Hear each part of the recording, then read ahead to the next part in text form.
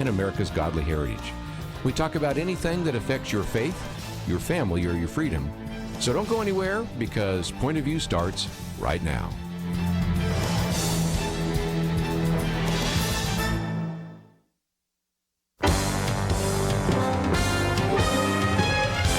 Across America, live, this is Point of View.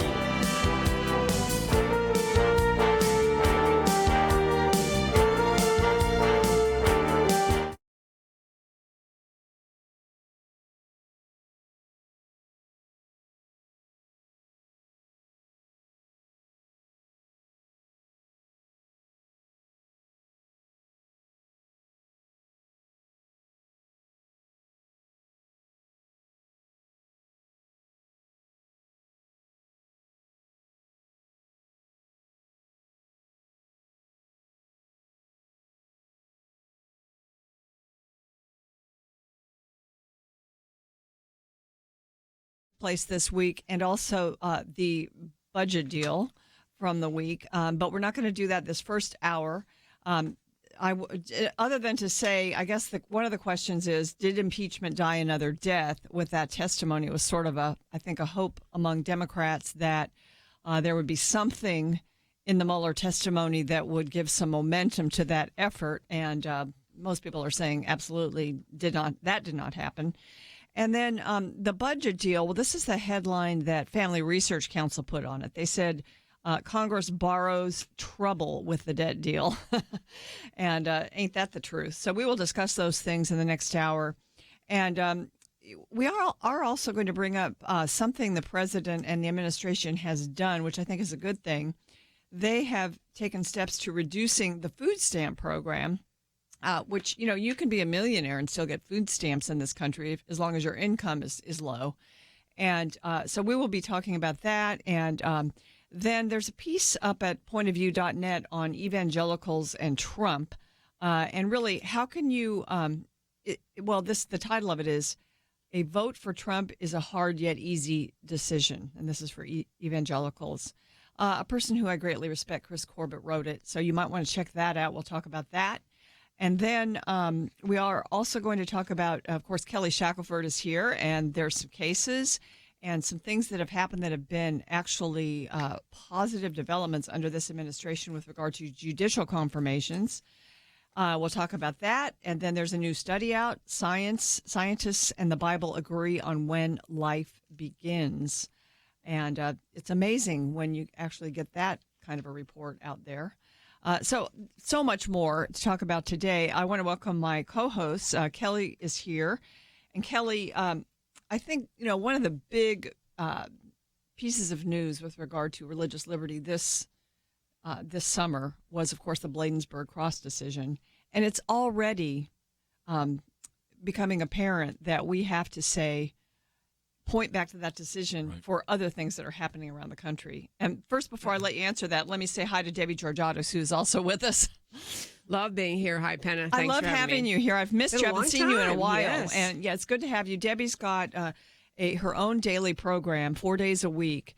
And so she's very busy. So we're blessed to have her today. Well, thank you. It's a happy busy. Yes. Yeah, good. Well, Kelly, what's happening in South Carolina now? It has us scratching our heads in a way. And really, we realize you always have to then educate the whole judiciary and the country when you have a victory, don't you? Yeah, I think what happened in the Bladensburg Cross decision is a huge shift for our country. 50 years of sort of decisions really that created the government in a position where they had to be hostile to religion. It's all back to a case called the Lemon case, where what they said is that's where separation of church and state and all these terms got brought in, where if you have separation of church and state, that means anywhere government is, religion can't be. And so government ends up being hostile to religion. Well, that's not what the Establishment Clause says. The Establishment Clause says we don't want a national church, and we don't want people to support one. So this decision... We're so far from that. Yes, this decision in the Bladensburg Cross case just really swept Lemon aside and said, we're not doing that anymore. We're going to presume that that religious things are constitutional, not that there's some hostility. And so it really flipped everything. Well, of course, a lot of people haven't gotten the memo yet. I mean, so there are a lot of people, they've been operating for 50 years in this hostility approach. So what happens is, like in this case in South Carolina, you've got a monument to police officers, and it has a prayer on it. And it mentions the Lord 3 times. Well, in the past, everybody would freak out and say, oh, no, lemon, lemon. Well, now the court would say, so what? Right? I mean, so what? That's fine. That's fine. But they didn't get the memo. So somebody said, oh, wait, you can't do this. And so they freaked out. And the first thing they did is scrub the word Lord off the prayer. You're like, kidding. No, 3 times. They scrubbed the word Lord. On a rock, right? Yes. Yeah. And then when that offended people too, they just took the whole thing away. But the whole point was they didn't have to do any of this. The Fox article that you've got on pointofview.net, I think Hiram is quoted in there, and he said it's nonsense. I mean, you've got people running around in panic for no reason, and it's like their attorney didn't bother to read the Supreme Court decision that came down just a month ago. It's an interesting thing. It is that the city council there in this South Carolina case did not know how to react. So it was easier just to back off and say, okay, we'll take it away. But it's also the citizens of that community, because the city government was reacting to citizens who were protesting the word Lord being on a sign on public property, because they couldn't tell you what the lemon test was, but they have that mindset that this is a well-known fact in America. You never, ever can mention religion in a public square. So it's a public education needed, too. That's why I think, and I said it, I think this win in the Bladensburg case is just the beginning. I mean, our whole lives, people have tensed up when religion is in public because they think maybe there's a problem. Well, once that is no longer the case, and we go by the Constitution, which is, are you establishing a national church? Or is the government coercing you with regard to your religion? No. Then it's fine. Religion and public religion everywhere is fine. We're all okay with that.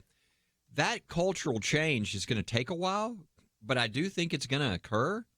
And I think that's really significant for us as a country. I mean, I think even the receptiveness to the gospel could very well change across the country because religion is fine. It's not the dirty word, the thing that you have to shut down anymore. We actually like it. It's a positive. It's good. And so I think instances like this, South Carolina, are opportunities. And every point of view listener who's listening, it's an opportunity for them to educate in their own community as we slowly get the culture to the reality of the fact that this hostility is over. Is this going to have to go to court, or is this going to be just a matter of them getting educated? Well, it's one of those things where it's the city council controls their own monuments or whatever. They can take down or put up whatever they want. So nobody can force them to put this monument back up that has the prayer on it that they've had there. But the point is, if they just ignored all these pleas, they'd have been fine. So now they've really presented themselves. I mean, so I doubt they're going to put it back up, and nobody can force them legally to put it back up. But they're going to get a lot of bad publicity now. Yeah, and I imagine there's some people that are going to lose their office over this, and they well should. Well, you know what would be helpful, too, in situations like this is for citizens just to write a letter to the editor in your local paper. Say, hey, by the way, this decision was made and maybe it won't change, but here's what the Supreme Court said. It is perfectly permissible to mention the Lord and religion on the public square. There was no reason the city council had to take this down. Kind of like a public service style letter to the editor. If you want more information, if you live in South Carolina and want to do that, go to pointofview.net, look at Kelly's picture and click through and you'll find out all about that Bladensburg case. We'll be back.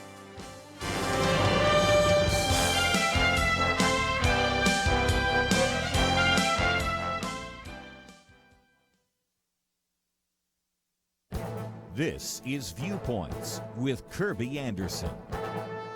You know, with all this talk about fake news, you might think that this is a recent phenomenon. Jared Stepman provides a history of fake news in the United States and the attempts government and other entities have used to try to stop it. He reminds us that the Founding Fathers were well aware of the power of the press.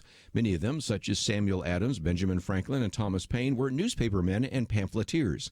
That is why they were all high on King George III's enemies list. 3 years after the Constitution was ratified, Congress added the Bill of Rights that included the First Amendment that provides protections for the press.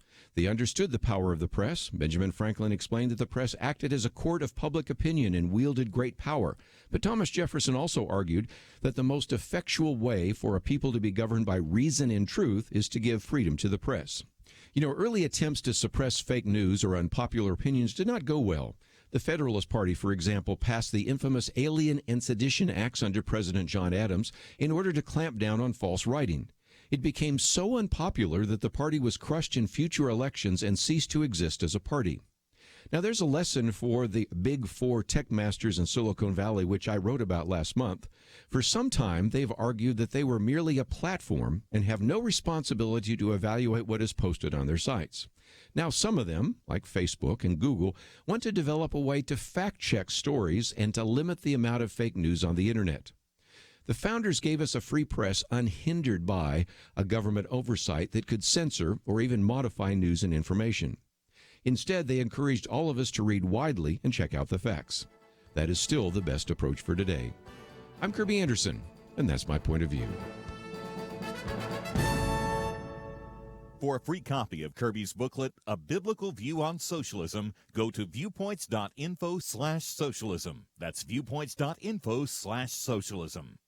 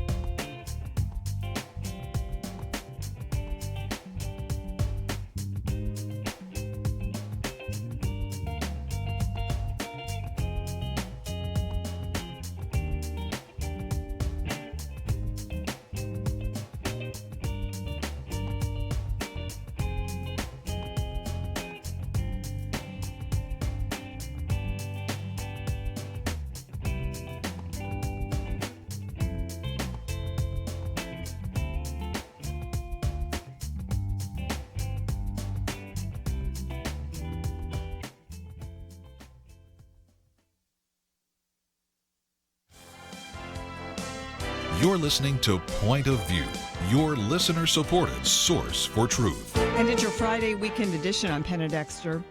Kelly Shackelford and Debbie Georgatos also co-hosting today.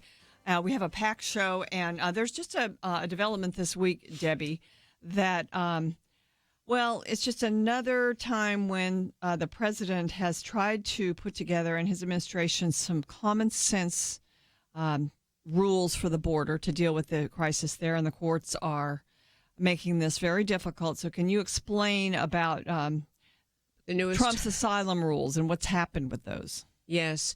President Trump, his administration, put in place a new rule that essentially said they would decline people's application for asylum if America was not the first country that they entered from their home country. So if they came, for example, from Central America and went through Mexico first, they're required to make application in the first country they reach once they leave their home country. So that would be Mexico. So it would be a basis to decline granting asylum to people who came up from Honduras, Guatemala, and El Salvador through Mexico and then wanted to get asylum here. There were exceptions written into the rule for people who were victims of trafficking or people who had some other exigent circumstance. But I want to say one thing about this rule. This is a common since time began concept of asylum. Asylum is supposed to be the idea you simply must flee due to your threat of persecution, your home country. You must flee and get away. It has been the rule literally for centuries. This concept has been in place all over the world. And it was a given that the idea was the first country you get to where you're safe, you apply for asylum.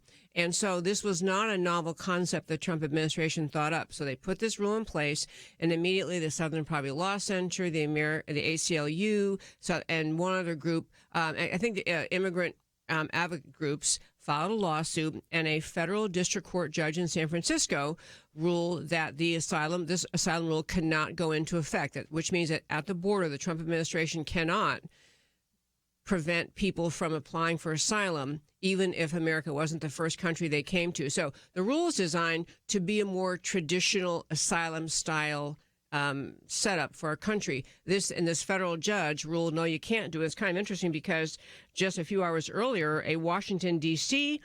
Federal court also looked at it and denied the motion of the plaintiff, said it was okay to put the rule in place as litigation would go forward as to its constitutionality. But then this California district court judge said, no, the rule is no good. Or they actually granted, I guess it was a temporary injunction, but they granted the request of plaintiffs to just stop the rule from being in place. So right now, Trump is being stymied by the federal courts again with respect to this asylum rule. There are a bunch of other asylum steps he's taken recently that have been successful, have withstood some attack in the courts, but this one they're being stopped by this court right now, and I'm sure the Trump administration is going to get the Supreme Court as fast as they can. Yeah, and so we're waiting now for the final decision. This is just blocking his order. And that can his go rule to as of now. That can go to the appellate court too. This can. Yeah. This Now okay. they filed the one in California because they wanted to go to the Ninth Circuit. Right. Yeah. Which is changing. We'll have to talk about that later. Yeah, it's very exciting. We're getting close on that. And so he won the D.C. decision, but lost the one in California. Shocking, right? So it'll go up and get decided eventually. But it was very interesting, actually, because the Trump administration has been taking several steps related to asylum and immigration. One that did so far withstand scrutiny was the new rule that said asylees or people seeking asylum must wait in Mexico while they wait till their turn to have their asylum case heard. This was one the left also, many leftist organizations opposed. That one did withstand the initial challenge, and so that rule is permitted to stand. And there was another rule, the Trump administration, they've been on a roll trying to deal with the immigration crisis at our border, and it is really a crisis. The third one that the Trump administration tried was it had the idea about whether or not once people are here, they've indicated they want to seek asylum, they're being held, and they often go in front of a judge for a bond hearing, and the judge deciding, can you be released, and promising to come back for your hearing. And the Trump administration was saying they never come back. If we let them go, they don't come back. It's some crazy number, like over 90% never come back. But in that particular case, the Trump administration lost that argument. So court did say you must grant these people bond hearings and grant bond absent some extreme circumstance. So remain in Mexico is still in place. Yes. And so Mexico, have they been cooperative in dealing with these people that have to remain there? They apparently have. In fact, Mexico and or the Mexican government and the Trump administration reached an agreement that Mexico will be more cooperative in helping America and stopping all these caravans that just seem to be just flooding the southern border. And Mexico has apparently cooperated in that. And our numbers, the number of people showing up at the border trying to get in, has diminished. And due to the Mexican government's efforts, but they didn't do it voluntarily. I think there were threats of sanctions or tariffs or something if they didn't cooperate. It had to do with trade. So it's okay. We'll be a little bit more law-abiding here. But yeah, the Mexicans are cooperating to a certain degree, and they're actually, though, there is complaint in Mexico about all these potential asylees, people seeking asylum, who are, they need food, they need housing, they need water, they need medical attention, they need a lot, and the burden is really it's very troubling to the Mexican government because they're really supplying that. You've got to give the president a lot of credit because, number one, immigration and the border was not the number one issue to the American people, but now, I don't know if you saw the poll, but it is now number one. He has been talking about this, pointing out the problem that it is, pointing out how important it is that a country had control of its borders. And, it's just been sort of stiff-armed and told it's not important. And the American people now see it's really important. And I've never seen anybody as creative in trying to address it when everybody else is trying to tie his arms behind his back. I mean, this idea of work, I can't remember ever any president talking to Mexico and saying, we're going to trade, we're going to start doing tariffs, or we're going to start messing with your trade if you don't start working with us. And guess what? He got results. He did. He has tried everything. It's really hard. You're not supposed to be able to do very much as the president when you don't have the Congress they're not doing their job. They should be passing laws on this to deal with this, and they're not. They're being incredibly irresponsible, but you've got to give him credit for being very creative. And what's happened with Mexico is, I think, a good example of that. Yeah, we finally got funding to try to take care of the crisis at the border. But in this budget deal, which we'll talk about a little bit later, and also, it doesn't address the issue, and we still have not been able to get the wall funding approved, which to me, that is the basic building block on a sane immigration policy. It is. I wish I had seen polling about that, because I think when President Trump or candidate Trump first talked about the idea of a wall, a lot of people, they had the vision of the Great Wall of China. Right. That, my gosh, that's terrible. It's so unfriendly. It's so un-American. But over time, as it's been described as, only we're in places where we have no other way to adequately secure the border. And we, as he keeps calling, great big beautiful wall, but he's had pictures of portions of the wall that have been built. I think, I would guess public opinion has shifted on that. I really think he's been successful in convincing people there is no other way unless we do that. And one quick thing on asylum I wanted to mention to all of our listeners, I try to get this point in every time. Refugees are people who stay in the country where they live, but they really want to come to America. And so they may go to a refugee camp in some other country, but they make application to come to America under our refugee laws. The only difference between them, refugees, and people seeking asylum is asylum seekers get into the country and then they say, I'd like to stay, but it's the same set of laws that apply, the same standards, and as to whether you should be admitted be granted asylum. And the basic requirements of asylum, it is not sufficient to say, I can't find a job, my country is poor, my husband is beating me, any of the personal things like that. They're very specific and narrow standards. And if you can't show those standards, you're supposed to be rejected under asylum. I think part of the American public better education about, you're not entitled to asylum just because you made a long walk and your country's poor. Right. And if you want poverty to be a basis for granting asylum, then you have to change federal law. Okay, Debbie, thank you so much for explaining that. Ladies and gentlemen, we have so much more today. And of course, we always open the phones at 800-351-1212. And I know that this hour is almost exclusively in the state of Texas. And of course, these things affect our state big time. And so we would love to hear from you if you have a comment on what's happening at the border. And now this injunction against Trump's asylum rules, which are basically going to stop one of the common sense pillars of Trump's policy to try to deal with this. So 800-351-1212. We are taking your calls. Next up, we are going to talk about the pace of judicial confirmations. There's some good news there. Kelly Shackelford will report it. First Liberty has been involved in that, and we're grateful to see what's going on that front. Stay with us. We've got more here on Point of View.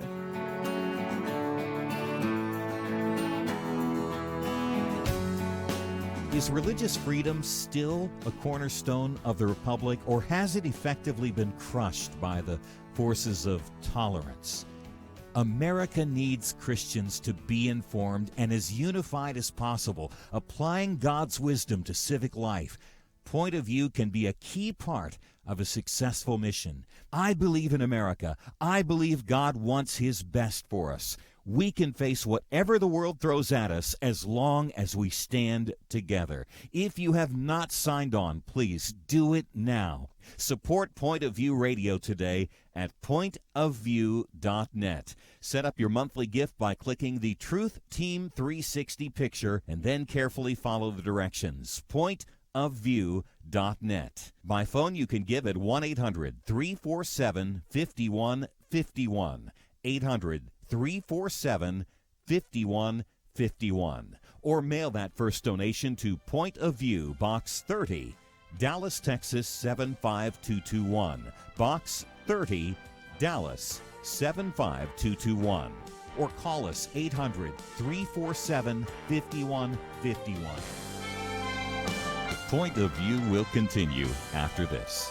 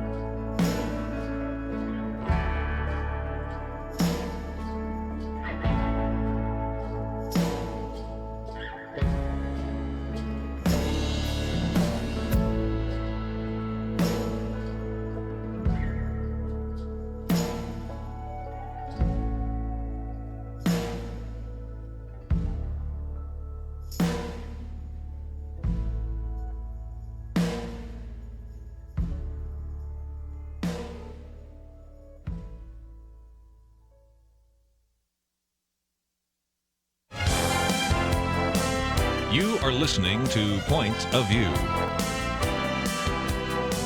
The opinions expressed on Point of View do not necessarily reflect the views of the management or staff of this station. And now, here again is Penna Dexter. Welcome back to Point of View. I'm so glad that I have two attorneys in the studio with me who are very, very familiar with the machinations of Texas politics, because that's what we're going to talk about now. And, you know, in this legislative session that ended in May, Debbie and Kelly, we had a lot of promise to move to the right. We had a new speaker, Bonin, who we were very hopeful about. And we had a lot of issues pushing their way forward through the legislature. But it turned out to be, in many ways, quite a disappointment. And so the speaker's heard about it now since the session is over. And there are groups that are to the right, that are more conservative, that are friends, who are pushing back now to make sure that that we don't have a disappointment like this in the next session. So, Debbie, just throw us into this issue, and I want both of you to really inform our listeners about this. Well, it's a quick background point, and thank you. I'm so glad we're going to talk about this because, you know, Texas is often viewed in the eyes of the other 49 states as kind of the, you know, the leader in freedom, the leader in standing up for limited government. And I think a lot of people in Texas were very excited about the idea. We had a new speaker. People thought he might be more cooperative with the more conservative views on things. And backing up in this election cycle, which we all went through in 2018, many of these significant Republican leaders did not win their elections in the numbers and percentages they were used to. In fact, there was the threat to the current U.S. Senator from Texas, Ted Cruz, by Beto O'Rourke, who's fizzled. I think he's polling at 0 now for president. But, you know, but what ended up happening was the elections were a lot closer. And so some of the leaders than they have been traditionally. Republican leadership remained, but elections were closer. And some people took that as well, maybe if we move more to the center, we will be viewed as more palatable, more popular, and that is the sense I think many conservative observers had. So, and that showed up in what was passed out of the session. And yeah, right. There was just the conservative agenda did not happen, and I think Kelly was had a huge surplus, and everybody thought, well, they're going to reduce property taxes because, you know, in Texas that's your tax. Really, it's your property tax, and the first thing they did is give like over half of it away to, you know, teachers. And then anyway, and they almost raised new taxes. It was the last second that was stopped. They were going to raise. So can you imagine having a surplus and then raising taxes? And then raising. They said, "Oh, but we're going to use everything that comes from the raised taxes for property tax relief." Well, number one, you already had money for that. Yeah. And number two, we know what happens when you do a new tax. It starts out being for such and such. So. It was a disaster in a lot of ways. And in fact, they got almost nothing conservative through. And then at the very end, I don't know if there's some panic or some accident where all of a sudden some things got through at the very end. I mean, that's where the Chick-fil-A bill on religious freedom. So there was something on that.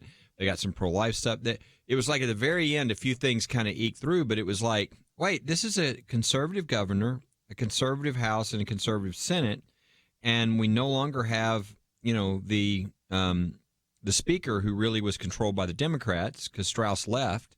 You had Bonin, who's more conservative than Strauss, and everybody was kind of hopeful. But the conservative base really was a little upset with the session. And so the newest story, which is bombshell controversy for Texas, and it was in the Dallas Morning News that I just read this morning, is that the speaker, there's a group called Empower Texans that is very strong and conservative on fiscal issues, and they were very critical of what happened this year in the legislature. And at the end of the session, the speaker even, I think, made a serious mistake, kind of gave the back of his hand in a public comment to the conservative groups like Empower Texans because and others. he was going from this moderation instinct that folks have had. And I'm like, look, if you're really concerned about keeping those Senate seats, those Republican Senate seats, you need everybody.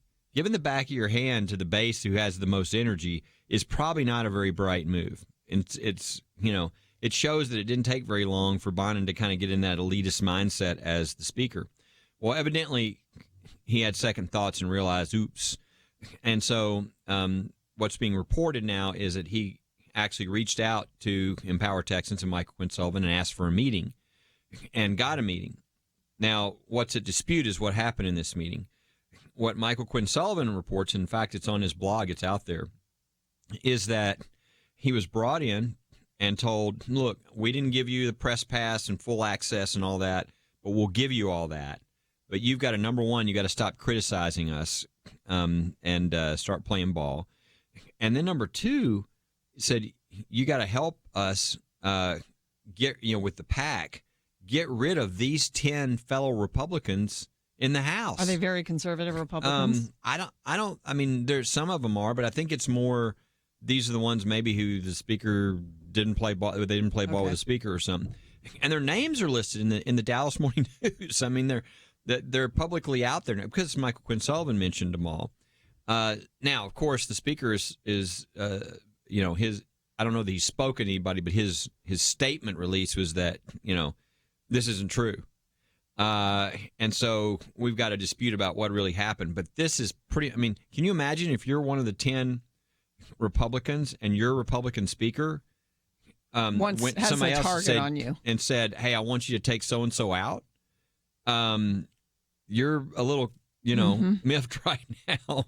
And again, not exactly the way if you're, his statement, this was Biden's statement at the end, is anybody who runs against an incumbent, he's going to pour money to stop. So he was acting like, at least, that every incumbent, whether they're good or bad, he's going to fight to protect and use the $3 million in his PAC to do that. Now, if it's true, this is the worst sort of Machiavellian and dishonest kind of thing, to go behind the scenes and get other people to attack the people that you're supposedly defending. Well, the headline in the Dallas Morning News, Empower Texans now has a press pass to the Texas Senate. What interest group will be next? Are there other groups? Yeah. It's fascinating. I mean, this is definitely an intrigue that's going to play out over the next, month or so. But I do think what Debbie was talking about earlier, I just think they miscalculated. Mm-hmm. I think the reason that all these Republicans had trouble in the last election is because Beto had, I think, 850 paid staff. He had so much money that he had the staff of a national presidential campaign in his Senate race. So instead of those 850 being spread across all of the states, they were all in Texas. And so that got out the vote for the Democrats in ways that will never, I mean, you could never. It was an anomaly in a sense. It was totally an anomaly. And so that, I think they really miscalculated, and I think they could shoot themselves in the foot because just like on the Democrat side, I mean, you don't shoot the base. I mean, that's your energy. Those are the people that get other people out to vote, that are sending envelopes and, licking envelopes and putting stamps on things and doing. I think they made a really big mistake. Fortunately, they did get some things through at the end that they can now champion, but they obviously need to mend the rift, or they could have some problems in the primaries. To the point of the right role of government and what people like the speaker should do in that kind of position when you are elected by your fellow Republicans and many Democrats to be the Speaker of the House, I thought he was just as out of line to say that he would throw money in to protect incumbents against primary challengers as he is now to be apparently having said, go after these people and want to get rid of them. He, in one term, went from being a member of the House to being a Speaker of the House and just gained that ruling elite mindset that said, and that was pretty quick. Yeah, I'm here and I'm in charge. And so it is not his role to decide whether he's going to permit incumbents to have a challenger or not. He's kind of taking away the role of the people, the grassroots, the whole we the people thing. When he's saying, no, I'm the king here. I decide who's going to have a challenger and who's not. I'm going to destroy anyone who dares to challenge the incumbents, which is not his role. And so I think he's just, I think he wasn't quite ready for the kind of responsibility he has. And I think this was an extremely poor move he made, trying to reach out to Empower Texans and try to give them, as like a bribe. You can have a pass to the Senate floor, but in exchange, you have to help me take these people out. House floor, yeah, excuse me. But in exchange, you have to try to help me take these people out. This is just not his role. And the idea that he talked to all people of Empower Texans and thinking they wouldn't tell people, that's amazing. Well, an interesting piece of information and news. And this is why it is important for even between the sessions for people to be paying attention to what's going on at the state level. And, this is also, since you're a citizen of Texas, if you are, as you're listening right now, you can make a difference with your state officials. You can start talking to people, especially your state legislator. And also, the speaker himself, Dennis Bonnen. So, hopefully he learns from this mistake. As you said, Debbie, he's new. He probably stepped out of line. Maybe pressure can help him step back within it. We will have more after this. Stay tuned for more Point of View.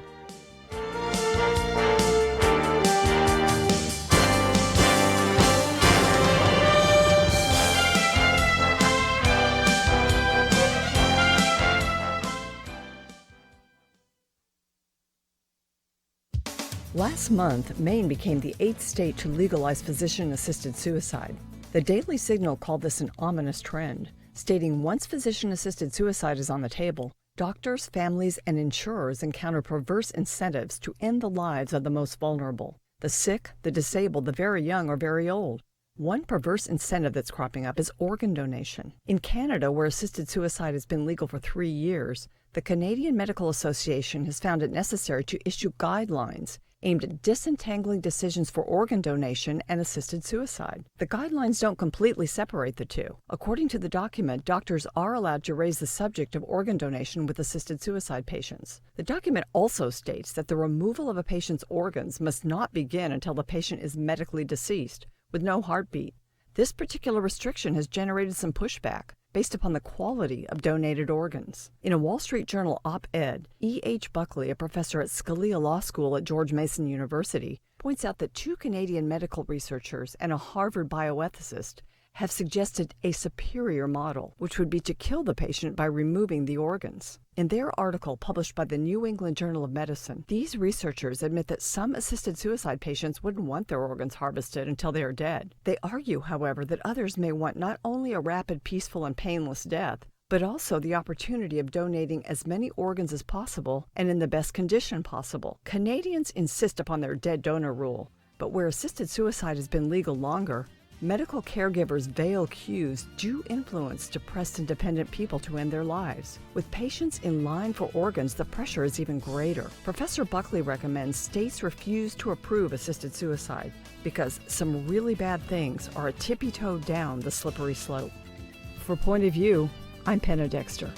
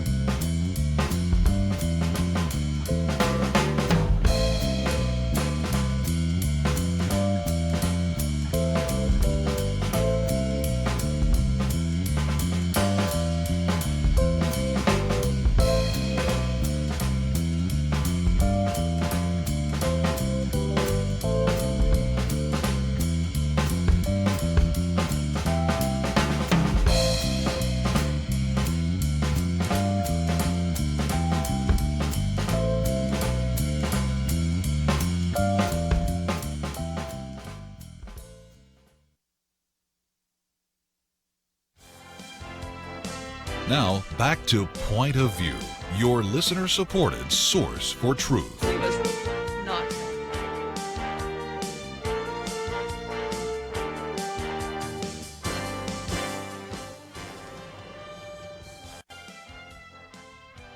Welcome back to Point of View. I'm Penna Dexter in studio with Kelly Shackelford and Debbie Georgatos. And if you hear any pounding behind the scenes, I don't know. We are trying to find out who in the next to our studio is doing construction. Please bear with us. But there was a study out that I saw earlier in the week, and then Debbie brought it to my attention again yesterday. I think this is very important. And, we talk a lot about the nature of the nation and how it's becoming more pro-life. And, we try to pass legislation to restrict abortion in various states. And, of course, at as we look at the national level, we've got a real divide on the issue because some states are doubling down on the right to abortion and others are passing very strong pro-life laws. But it's very interesting when you take it away from politics and just move it into the science. And, the science, in many cases, you look at the Bible and it actually confirms science. The Bible can be a scientific book. Mm-hmm. And, in the Bible, of course, I love reading in the Psalms where you get this view of that life begins at conception.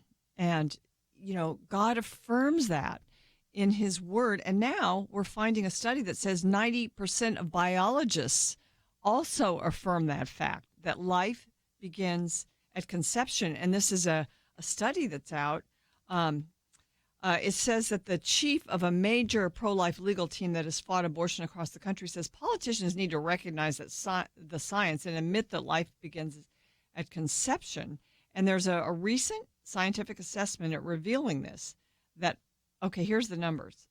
5,212 out of 5,502 biologists, that's most of them, the vast majority of biologists affirm the biological view that a human's life begins at fertilization. So, to have this out there, I just think it kind of goes along with the move toward the culture of life that we're seeing when you poll people about various aspects of abortion. So it's great news, isn't it, Debbie? It is. I loved it. And there was actually in the same article, I don't know if it's up or not, but in the same article, yes, it is. They had a poll of 3,000 Americans just saying who should give us the answer about when life begins. And it was like, that was also 90%. Well, obviously biologists. Forget about the religious people judging things or somebody else. Let's just ask them, which is a great thing because I think Americans, they were looking for something that validated in the current human scene outside of the Bible's teachings. And so people said, yes, biologists. And so then they got to the study you're talking about, that this overwhelming percentage of biologists said, well, of course, life begins at conception.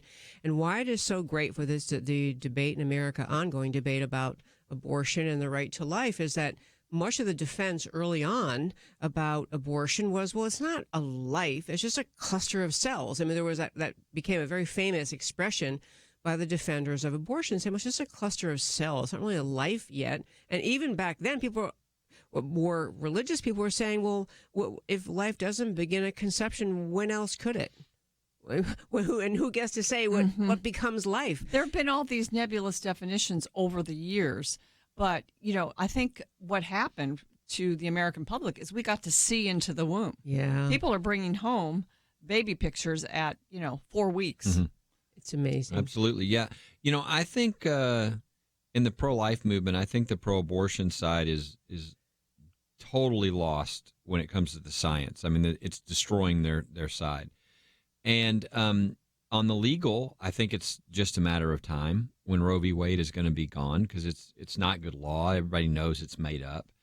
We've got more justices on the Supreme Court now who actually believe it's their job to follow the original meaning of the text, and there's nothing in there about abortion. But what that means is it's going to go back to the states. And things like this are going to be, part of the discussion. When now you're going to have to win this argument in your state. Or, you're going to have, bad versus good laws based upon what the people do in each of the states. And so I think the more the science comes out, the more the truth is revealed, the better argument can be made when that happens. There was a piece that was in National Review last week by David French, and it was, in a post-Roe world, pro-lifers would still have a lot of work left to do. We all know that. But he was really laying out how it is and how different, if Roe were struck down today, it would be in New York or Illinois compared to Alabama, Texas. It would already be so different because the southern pro-life states have prepared themselves with trigger laws to say, okay, well, if Roe were struck down, this is where this is our law. This is our law. And, there are some states that haven't done that, but they're not exactly as blue and pro-abortion as New York. So it's going to be a varied landscape across the country if Roe is overturned. I think it also, as you mentioned, I love, Penna, you mentioned all the evidence more and more people see of, 4 weeks, they can see their baby in the womb at 4 weeks. It changes the argument for people once Roe is gone, it goes back to the states, because it really forces the pro-abortion people to argue that the mother's life is more important than this other life, and that the mother really does have a right to end somebody else's life. And they don't want to use that language because it's very troubling and it makes their argument harder, but they're really going to be forced in that is their argument. The mom's prerogative, for whatever reason, is just hold sway, and this other life is just being eliminated by it. And I think that it's to use those kind of words and to face that science, that you're the science of the 4 weeks along baby and the science of this, what the biologists are saying, it makes the argument much harder for the pro-abortion crowd. Well, and the key, one of the things is once the Supreme Court rules, it shouldn't be this way, but it is. And I guess part of it's good. It's that we are sort of a country that really believes in the rule of law, that believes in authority to some extent. That's being tested now, obviously, with the horrible stuff that they're doing even to police now, et cetera. But that's the general approach. So when Roe v. Wade, if and I think it will be, overturned, the legitimacy of abortion will be dramatically lessened, because many people go with it because it's the Supreme Court said so. Yeah, think of what happened with gay marriage. Most people didn't believe in gay marriage, but when the Supreme Court, it was like it kind of legitimized it, right? And so I think when that's removed, the opposite will happen. And people will have to look at this fresh. And it's not the court said so, is this right? And we get to think about it. Yes, yeah. and this is where the discussion, this is where, there's been a lot of pro-life groups out there in pretty much every state, and they've been doing good work. But now you better make sure your pro-life groups are good. There's a lot of states, to be honest, where there's the pro-life groups, maybe there's two, and they fight each other all the time, right? Right. And there's different philosophies in the pro-life and movement. neither one of them are that good or whatever. You better make sure you've got a good pro-life group, because it's going to be really important, because they're going to be battling over. Now it's not the Supreme Court making the decision. It's you. It's your state. It's your legislators making the decision.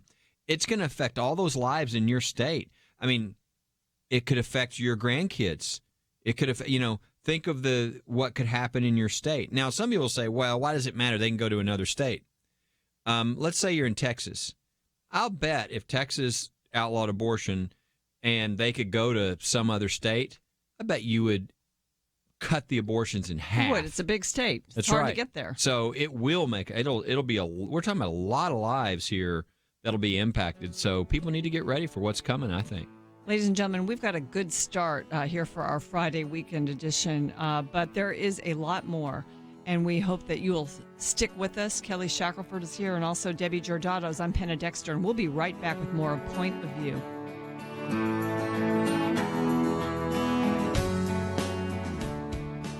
It wasn't long ago, it seemed, every official decision brought religious liberty and our ability to live as faithful Christians into question.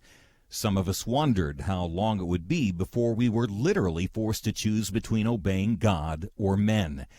That pressure seems to have subsided just a bit, and now is the time not to take a breath, but to work as hard as we can for the future of our nation. Thanks to you, Point of View is doing just that. And our special thanks to those who have become members of Truth Team 360. In football, 22 guys battle it out on the field while 40 or 60,000 watch in the stands, and perhaps hundreds of thousands more watch on television.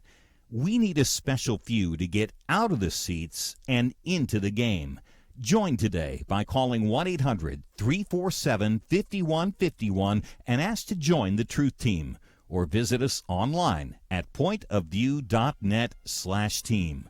We really do need you. The nation needs you. 800-347-5151 and pointofview.net/team. Point of View will continue after this.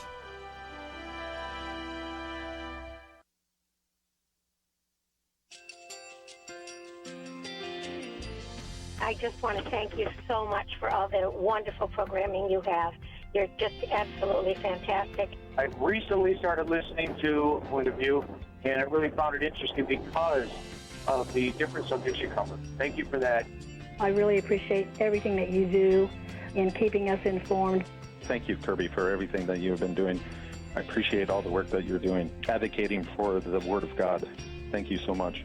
Point of View, I think, is absolutely necessary because it's a Christian perspective, a biblical worldview perspective, and receive very current, up-to-date information about what is really going on, week to week in our culture, which is changing so rapidly, and yet it's morally sliding backwards. Yeah, I'm just, first of all, I thank you guys. Y'all's program is wonderful, and enjoy it every day. I learn so much every time I listen to it. Point of View Radio Talk Show.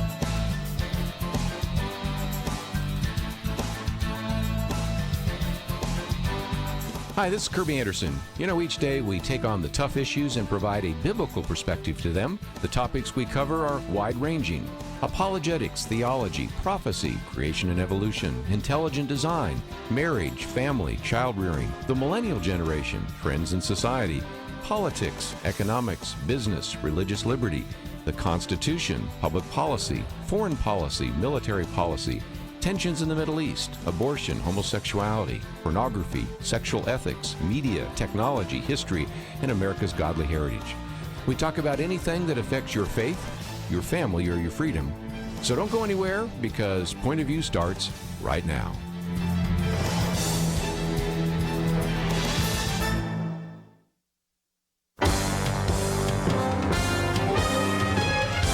Across America, live. This is Point of View.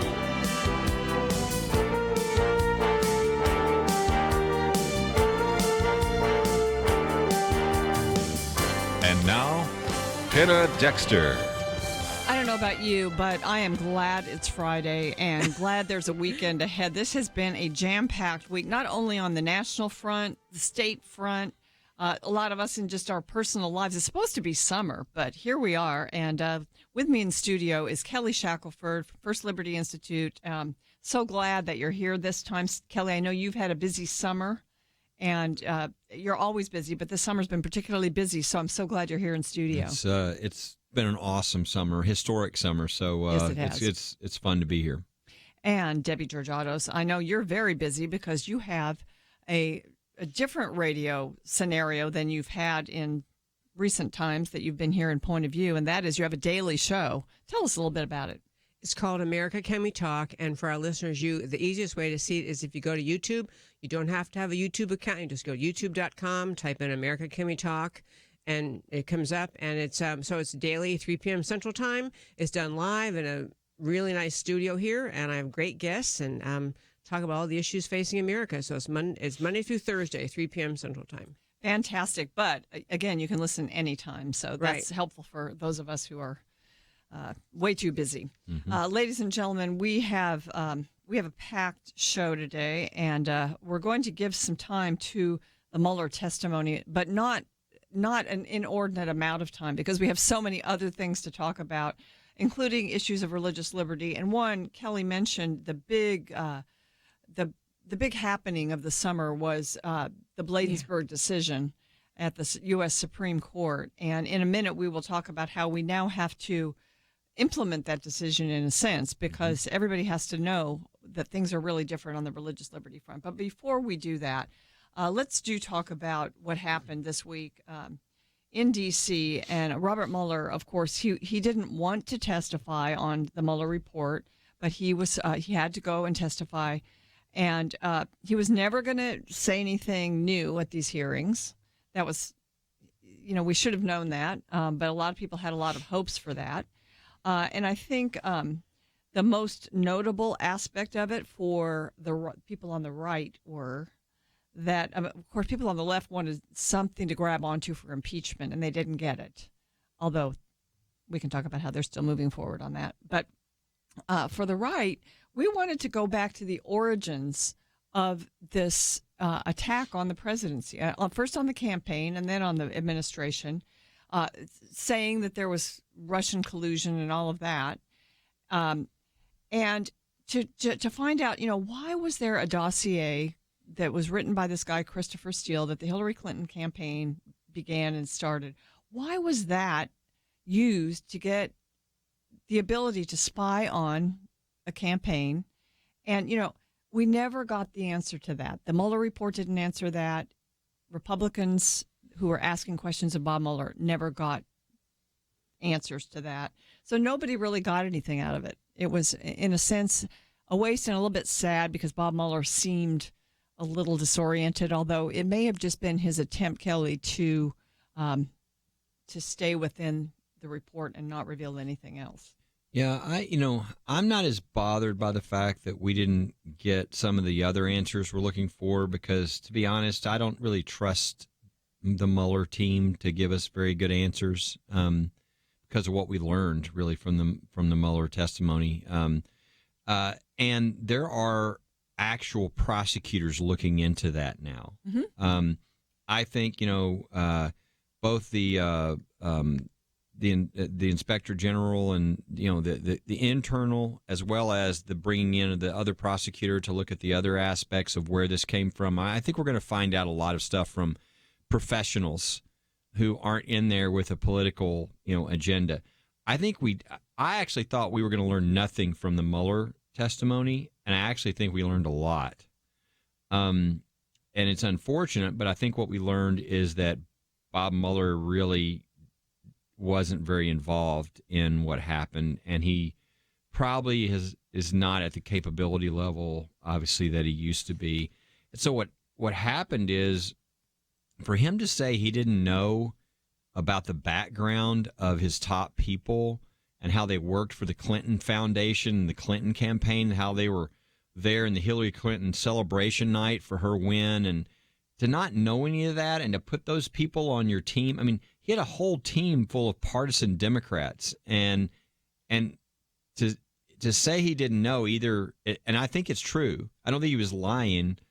I think he didn't know. You don't think he did know? I think he was just completely ignorant, and because anybody that didn't know what Fusion GPS was, which he said, I mean, he didn't know the most basic part of what was going on underneath him. So I think it's obvious that what happened is he was the figurehead, and Andrew Wiseman and his team, his pit bull. And this is a real bad group. I mean, Andrew Wiseman should not be in the Justice Department.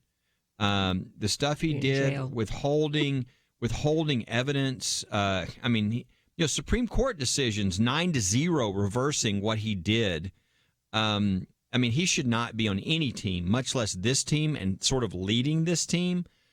So it begins to all make sense now that Mueller wasn't really involved, and these other people who had clear bias and partisan connections, massive, to the other side, to the Clinton campaign, et cetera. I mean, it wasn't a real investigation. And I think what we're learning is we have to keep relearning is we really don't need special counsels. The prosecutors we have that are regular prosecutors are actually very good at what they do.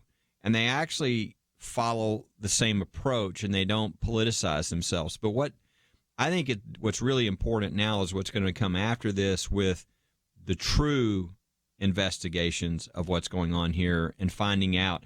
I sure hope, because in D.C. a lot of times people just kind of get away with things. And I think this is really serious, what happened, the abuse of these positions. Our intelligence agencies are really powerful. And if they don't have somebody watching over them and there are bad people in there, I mean, I can't think of anything more dangerous. And so when something like this happens, I mean, some heads need to roll here. This is really dangerous to politicize, the CIA, the FBI, the Justice Department. These are things that need to be cleaned up. That's one of the things I like about Bob Barr. Yeah, I was going to say, do you think he's the one? He's a guy who really believes in law and order, and he believes in the Justice Department. He cares about it. He doesn't want its reputation stained.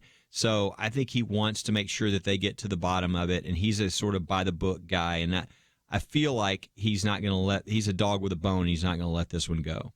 Well, ladies and gentlemen, it's almost a break, so we'll have to, I do want to go into impeachment a little bit because, of course, the left and the Democrats wanted something to chew on to move forward with impeachment, if for nothing else than to appease those demanding it in their base.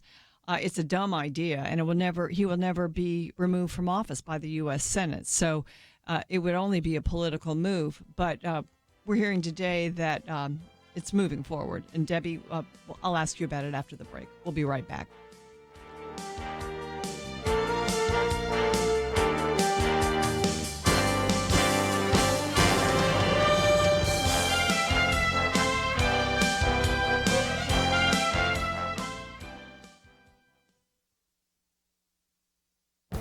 This is Viewpoints with Kirby Anderson.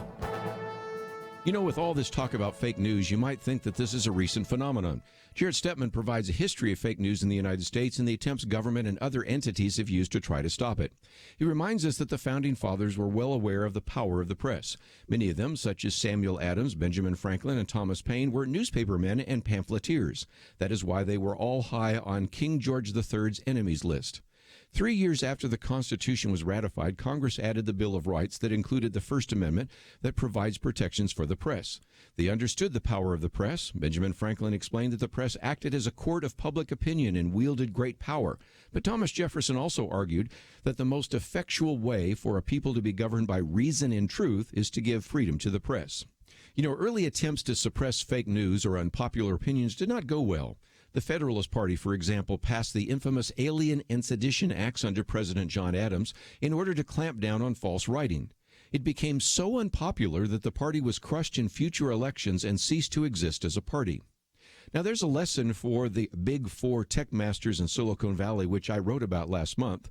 For some time, they've argued that they were merely a platform and have no responsibility to evaluate what is posted on their sites. Now, some of them, like Facebook and Google, want to develop a way to fact-check stories and to limit the amount of fake news on the internet. The founders gave us a free press unhindered by a government oversight that could censor or even modify news and information. Instead, they encouraged all of us to read widely and check out the facts. That is still the best approach for today. I'm Kirby Anderson, and that's my point of view. For a free copy of Kirby's booklet, A Biblical View on Socialism, go to viewpoints.info/socialism. That's viewpoints.info/socialism.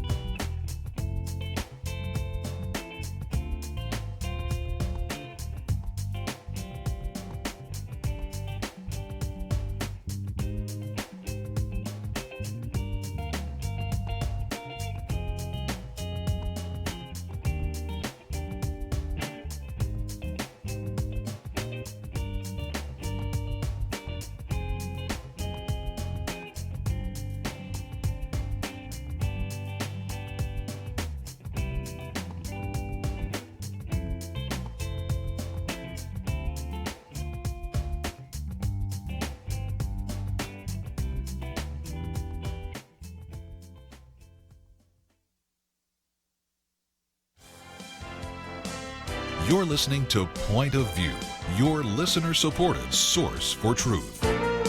Welcome back to Point of View. I went back on the day after the Mueller testimony to the Washington Post just to see what they were saying, and I was surprised at how critical they were of Bob Mueller and Dana Milbank, who's a columnist there. So this is why Mueller didn't want to testify.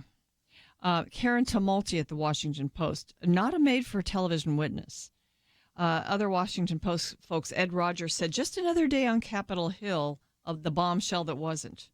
Alexandra Petri, Mueller and the Democrats' low-energy performance was an optics disaster.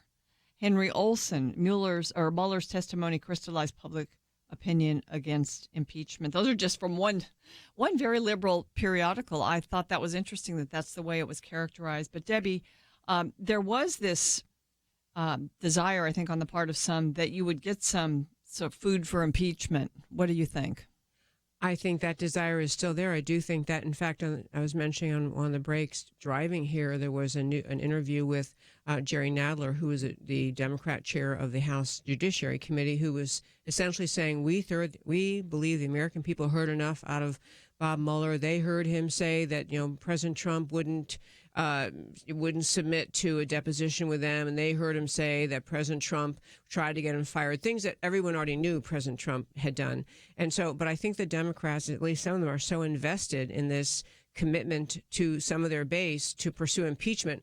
I think some of them feel like they can't step back. They can't fail to do it right now. And I think that impeachment is, as you pointed out earlier, he's not going to be removed by the Republican majority Senate. So it's really just a publicity stunt. And it's a calculation on the left. Do they lose too many voters in their base if they don't pursue impeachment versus how many people get turned off by it and are tired of it. And, this was the same Democrat Party that was expecting the Mueller report. It was, they were waiting for bated breath for this report to appear and just prove that, everyone should know and Trump had committed, conspiracy and he obstructed, and the report just didn't, it just fell flat, didn't help them at all.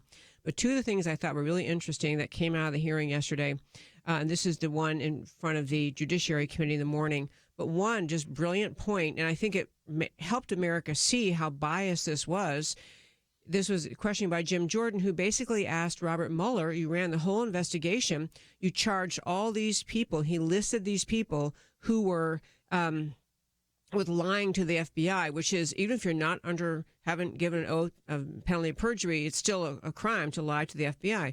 He gave him a list of people, including Lieutenant General Flynn. But here you had this Mifsud character who was the primary culprit. He's the main guy who got the whole thing started, preceding the whole dossier thing. He's the main guy that apparently he's an American government asset, an FBI asset, who planted the seeds of Papadopoulos. If you haven't followed all this stuff, the core of the story was this guy working for our team, for America, Mifsud, set up the whole thing to get it to where Papadopoulos would say something to this Australian diplomat, who then called the FBI and said, hey, I think the Trump people have Hillary's emails. And the reason I'm recounting that little detail is right in Mueller's report, he said 3 times that he had interviewed Mifsud and Mifsud had lied to them. So Jim Jordan is saying, why do all these people who supported President Trump, they got charged, they got indicted, charged, convicted for lying, and you have Mifsud, the main bad actor who put all of this, set all this in motion, and he didn't get charged at all. And you said he lied to you in your report. And the answer basically was, I can't speak to that. And this was Bob Mueller's answer to that one. I thought was a really vital point to recognize the extremity of the bias in this investigation. And the other one just was this Texas Congressman Ratcliffe was asking Mueller, well, you are charged as a prosecutor to investigate, and you either make a decision that you're going to indict, or you make a decline to indict, decline to charge, a declination, that was the word they were using, but you decline to make criminal charges because you've concluded there's insufficient evidence. You didn't do either. You basically hung President Trump out to dry with a long list of potential accusations. You didn't agree you could charge him, but you wouldn't just say we declined, there's not sufficient evidence to. So you kind of left, especially this goes as the obstruction, left it to Congress. And his point was, you didn't do your job as a prosecutor, Mueller. You tried to shift the burden of proof to President Trump, so he's supposed to have to prove his innocence. That was your job. You either indict or you don't. But you don't. You left this limbo on purpose to invite impeachment. And honestly, Mueller had. I will say, Bob Mueller. I'm sure he was a stellar, thinker at some point, but he was clearly befuddled, confused, couldn't follow the questions. Asked repeatedly to have questions repeated. Looked puzzled. Said he didn't know some really basic things. So he was just a figurehead. And I don't know if the Democrats knew that. I don't know why they had him come if they had been aware of how his challenge. He's at this point in his life, he's very challenged, unable to have a really sharp, clear. And the last thing I thought was really a notable for this whole impeachment effort is in the morning, one of the questions to him was, Bob Mueller, if you declined to charge President Trump, is the reason you declined to charge him because the DOJ Office Legal Counsel said you can't indict a sitting president? And Mueller said, correct. And then in the afternoon, he came back and had, in his opening statement, said, I gave an answer this morning. This is Mueller now, gave an answer. It was incorrect. And he said that he did not mean to imply that the only reason he didn't charge President Trump was because Office Legal Counsel said you can't. Back fairly quickly. Yeah, he did walk it back. So the point being, I think that Mueller didn't really help the Democrats' case at all for impeachment. To answer your question of 10 minutes ago, I don't think that Bob Mueller's testimony helped the Democrats' mission to go for impeachment, but I also don't think that it's going to stop them. I think there are too many characters on the left who've been promising it, and I think they're going to try to do something anyway. So this president is going to be facing really more darts and arrows. And so, the election is going to be, I think, what perhaps gives him a boost and saves him if he's reelected. And, I think the American people are like tired of this. I think they're going to look at the Democrats and say, what are you doing for us? You know, this is, you know, at this point, just, you know, vote how you want to vote in the election that's coming up. Okay. Right. But the idea that they're spending all their time, and everybody knows it, the energy is all focused on, let's see if we can get the president. That's not really what we want our representatives doing. We'd like them to, like, you know, lower taxes, you know, figure out solutions to major problems. Get our border under control. Yeah. I mean, they're totally failing in their job in controlling the border and doing all those things. And yet they're spending their time on something that does, every American knows this is not doing anything for me. And so I just don't think this reminds me a little bit of the Clinton impeachment, and it could really come to backfire on the Democrats. Ladies and gentlemen, I am going to open up the phones. It's 800-351-1212. And the reason I'm doing it is because I want to point you to an article that we posted at pointofview.net today.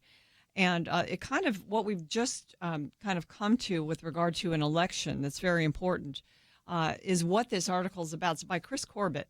And the title is, Can Evangelicals Vote for Trump? A Hard Yet Easy Decision. So if you'd like to weigh in on that, can evangelicals vote for Trump a hard yet easy decision? There's some ways in which it's easy because of what we've seen him do. And others that, well, because we've got people constantly saying we don't like his personality, we don't like the way he tweets, we don't like all of that. So we as evangelicals cannot vote for him. That's something we ought to be contemplating and actually talking about with folks out there as we run up to this next election, because it is an important voting bloc, the evangelicals. It's huge. And, you know, if we care about the country, we need to be looking at how this election will affect it. So go to pointofview.net, check that out, and Debbie and Kelly will weigh in on it. Chris Corbett, who wrote it, is very thoughtful, and he actually used to work here at Point of View, and he also actually worked at First Liberty for a good amount of time. And he's thinking about this, I think, from not only a political point of view and what's good for the country, but also a point of view of a person who's a deep person of faith. And, you know, I kind of think that's where our Point of View listeners are. That's definitely where I am. My faith is the most important thing to me, but what happens in this country is very important. And this is a very important election. And we need to look at, perhaps it's difficult for us because we don't have a person who we think is a known evangelical in the White House, but we have one that's done a lot of things that evangelicals can applaud, and we do need to pray for this president. That's the bottom line. Whatever you think about him, we need to be praying for him. So, ladies and gentlemen, at this point, I just want to send you to pointofview.net. Check out Chris Corbett's article. You can also find Debbie and Kelly there. You can go to their various websites. And also the donate button is there. And this is summer. We really need your help in keeping Point of View broadcasting every single day. So the donate button is there. Stay with us. We've got a lot more here on Point of View.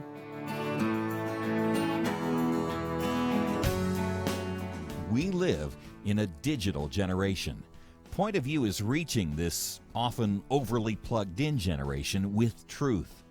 You can keep up with us 24 hours a day using your phone, your tablet, your laptop, or your desktop. Search for the Point of View Radio Talk Show on Facebook, where you can keep up with today's issues, learn about current and upcoming guests by liking us on Facebook. Also, follow us on Twitter. Our handle is @PointOfViewRTS. That stands for Point of View Radio Talk Show. Learn, interact, make a difference with Point of View using new media. And here's one way you can make a big difference. Help us increase our reach by spreading the word among your friends. Share a Facebook post. Tag us in a tweet. With enough joining us to plant seeds, we'll see a tremendous harvest. Come on, it only takes a minute. Search for Point of View Radio Talk Show on Facebook, @PointOfViewRTS on Twitter, and subscribe to the Point of View Radio Talk Show channel on YouTube. Learn, interact, share. The Point of View Radio Talk Show. Point of View will continue after this.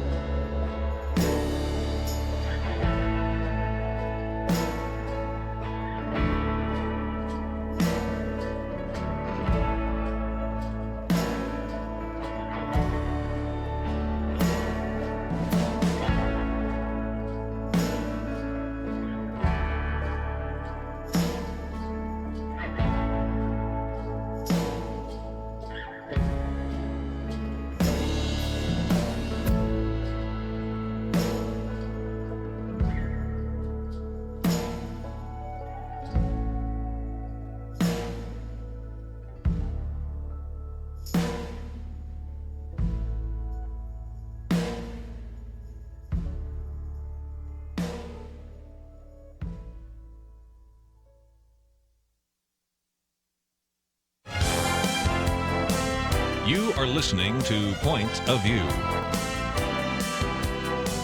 The opinions expressed on Point of View do not necessarily reflect the views of the management or staff of this station. And now, here again, is Penna Dexter. And the question on the table, can evangelicals vote for Trump? Chris Corbett, who wrote an article that we've posted at pointofview.net, says it's a hard yet easy decision. We're taking your calls on that issue at 800-351-1212. Chris talks about Trump critic Peter Wehner, who is a senior fellow at the Ethics and Public Policy Center. He's an evangelical. He has a conservative background, and he calls Christian support for Trump a crisis. It's amazing.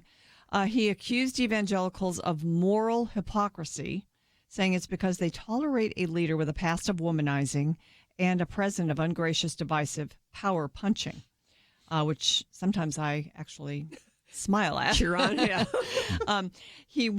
Corbett warned that the flight of youth, or Peter Wehner has warned that the flight of youth from churches is greatly due to evangelical support for Trump. Chris Corbett, who wrote this article and is our friend, didn't vote for Trump. He said, after a life of Republican activism going back to Reagan, I voted for no presidential candidate in 2016, really for the exact fears expressed by Wehner. But he says it's going to be an easy call to vote for Trump this time in 2020. Eric Erickson has also said the same thing at Resurgent. Said which way he will that vote he for will this vote time? for Trump. That's the interesting thing. I can't imagine. I've not heard anybody who said evangelical who said I voted for Trump last time and I won't this time. I haven't either. But I've heard a lot of people that said I did not vote, but I will this time. So I and of course everybody knows, but we need to remind. It was either 81 or 82% of evangelicals voted for Trump. I mean that was clearly the reason he won the election. I mean there are a lot of other things, but that was huge, right? The number one reason wasn't even close why they voted for Trump was the Supreme Court. Yep. I mean, he followed through on that, right? Yes. And all the way down. So if you understand all that, at least that gives you a little bit of understanding of why it happened. I was reading, and I don't know why this really clicks, and I know it's not a perfect fit, but I was reading, I think it was Matthew 21 last night, and where Jesus he's talking to the Pharisees, but he gives a parable about the two sons. And the father said, I want you to go work the land. And one of them says, not going to do it. But he changes his mind and he goes out and works the land. And the second one says, okay, and he doesn't. And Jesus said, who do you think the father will be pleased with? And of course the answer is the one who actually did it. And so what it hit me, I don't know why, but I was looking at that and I thought, Donald Trump says a lot of things that upset people. But I think it's not as important, what is he saying, but what is he doing? Mm-hmm. And I think that's kind of with the sons. It's right. It's not what they say. It's what do they do? What are they actually doing? And when you look at what he's doing, Jerusalem is we've got our embassy in Jerusalem, right? I mean, Israel is not being attacked. They're our friend again. If you think of what happened at the end of the Obama with the UN, remember how we turned our back and stabbed Israel in the back? I mean, that was one of the worst things I've ever seen. And you could just go down the list of the regulations that, for every new regulation, 22 was taken off the books, right? The Supreme Court, the lowest unemployment, for African Americans in history of the country, for Hispanics in the history of the country, the economy just booming in numerous ways. And there's just a long, long list of what did he do. And what's interesting is that's not the complaint, right? It's I don't like who he is. And of course, with the Hillary Clinton deal, I didn't understand that because I wanted to say, well, you like who she is? I mean, there are major ethical problems for both of those people. And so it didn't make sense to me, the people that made that argument back then, because it's like saying, I thought that's a wash. It was a false choice because you're not going to get a third-party candidate right. So elected. You're choosing between them. But as far as on what they did and what they're accomplishing, It really is incredible. And I think the next president, if Trump were elected another term, there are numerous things in the courts that would happen. We'd probably have 6 or maybe even 7 conservative Supreme Court justices. It would literally set the Supreme Court for probably 30 years. The Ninth Circuit, for instance, which was considered the most liberal court of appeals in the country out of San Francisco, would turn conservative. Think of that. California would be under a conservative court of appeals. Yeah, and also you put out something at First Liberty. Now, judicial confirmations now exceed the number of vacancies from Trump. So it's not just the Supreme Court or it's all the lower courts. All the courts, all the federal courts. I can't even describe the impact. You're literally setting me, if you didn't care about anything else but just the courts, you're literally setting the courts for the next 30 years. You can die and know that your grandchildren's children are going to come before a lot of Christian judges who care about the Constitution, who think that their job is to follow the original meaning of the text, and who aren't going to abuse their position to push things like Roe v. Wade and, same-sex marriage and all the other stuff that really is not in the Constitution. So, that issue, that's just one issue. There's a lot of issues. Abortion, right? You keep going down there's a ton of these issues. And so it's interesting, in these discussions, it's like these discussions are never about, why don't we come out with a list of what you would like done versus what is being done and who you would choose and what they would do. Let's look at what they would do instead of, I don't like this one or whatever. It's always a weird discussion to me to watch, You don't do that in anything else. If you're getting somebody to fix your car, it's not, well, I don't really care how they fix my car. Yes, you do. Hey, let's take some calls. So, Donna is listening in Georgia on GNN. Donna, would you vote for Trump again? Oh, yes, ma'am. I voted for him the first time, and I will say this, he was not my first choice, but when we were down to the 3, he was my choice. And since he's been in, and I've seen what he has done, it's not like he just made all these promises and then failed to carry through. He's worked hard to try to carry through on all these. And if the Democrats would work with him half as much as they try to go after him, then they could actually get something done. But it's like with when he first came in and he was trying to restrict the people from coming into this country, and he was saying they needed to be vetted. The Democrats, oh no, we got to get them on in here. And, just everything that he does, they try to fight. If they would quit fighting him and work with him, there could be something done. But yes, I would definitely vote for him again. All right, Donna, thank you for your call. This piece by Chris Corbett brings up another accomplishment in a sense, and that is, Chris says, Trump's presidency offers cultural and spiritual space for evangelicals to touch lives. What about what he's done on religious liberty?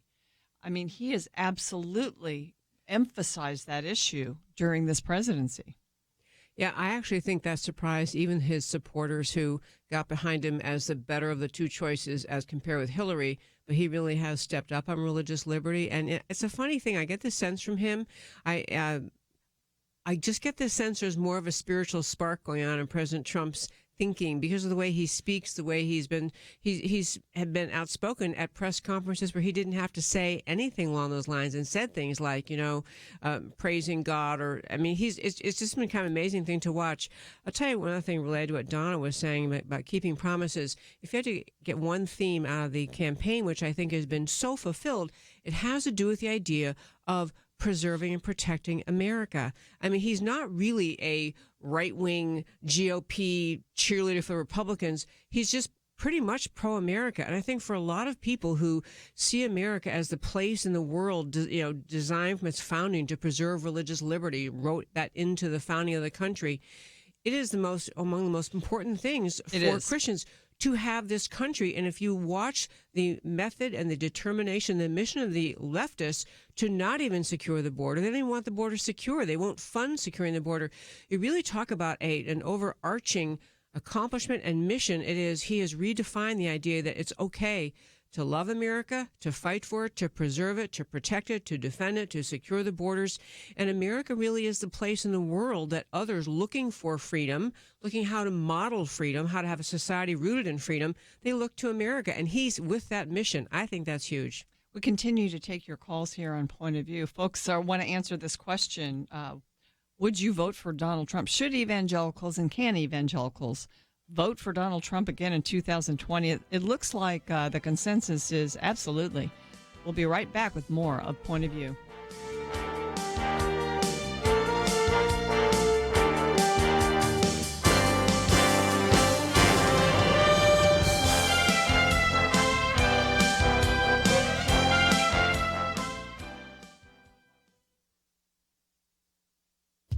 Last month, Maine became the 8th state to legalize physician-assisted suicide.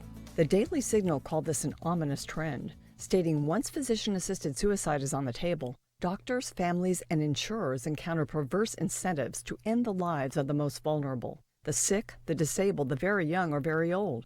One perverse incentive that's cropping up is organ donation. In Canada, where assisted suicide has been legal for 3 years, the Canadian Medical Association has found it necessary to issue guidelines aimed at disentangling decisions for organ donation and assisted suicide. The guidelines don't completely separate the two. According to the document, doctors are allowed to raise the subject of organ donation with assisted suicide patients. The document also states that the removal of a patient's organs must not begin until the patient is medically deceased, with no heartbeat.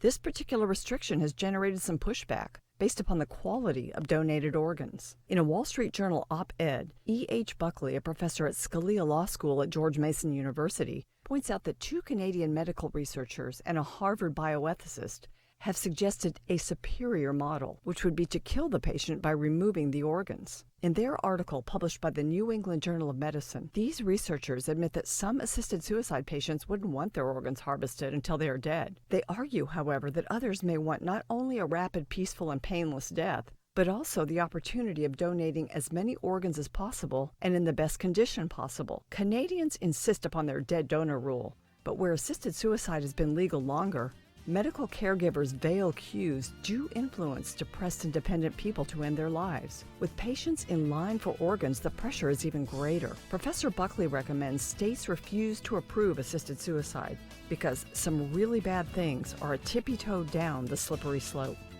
For Point of View, I'm Penna Dexter.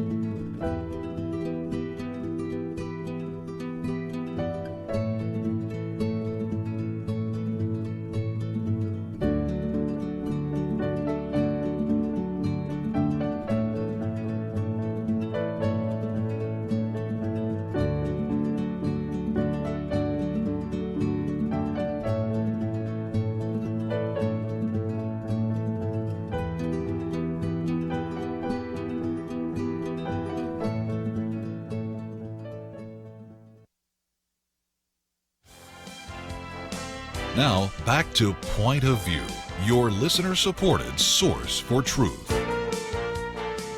Welcome back to Point of View. I'm Penna Dexter. Kelly Shackelford and Debbie Georgatos co-hosting with me today on your Friday weekend edition. And one of the wonderful accomplishments of President Trump that we pointed out is the judicial confirmations. There's a piece at First Liberty Institute. You can click through from Kelly's picture at pointofview.net and get there.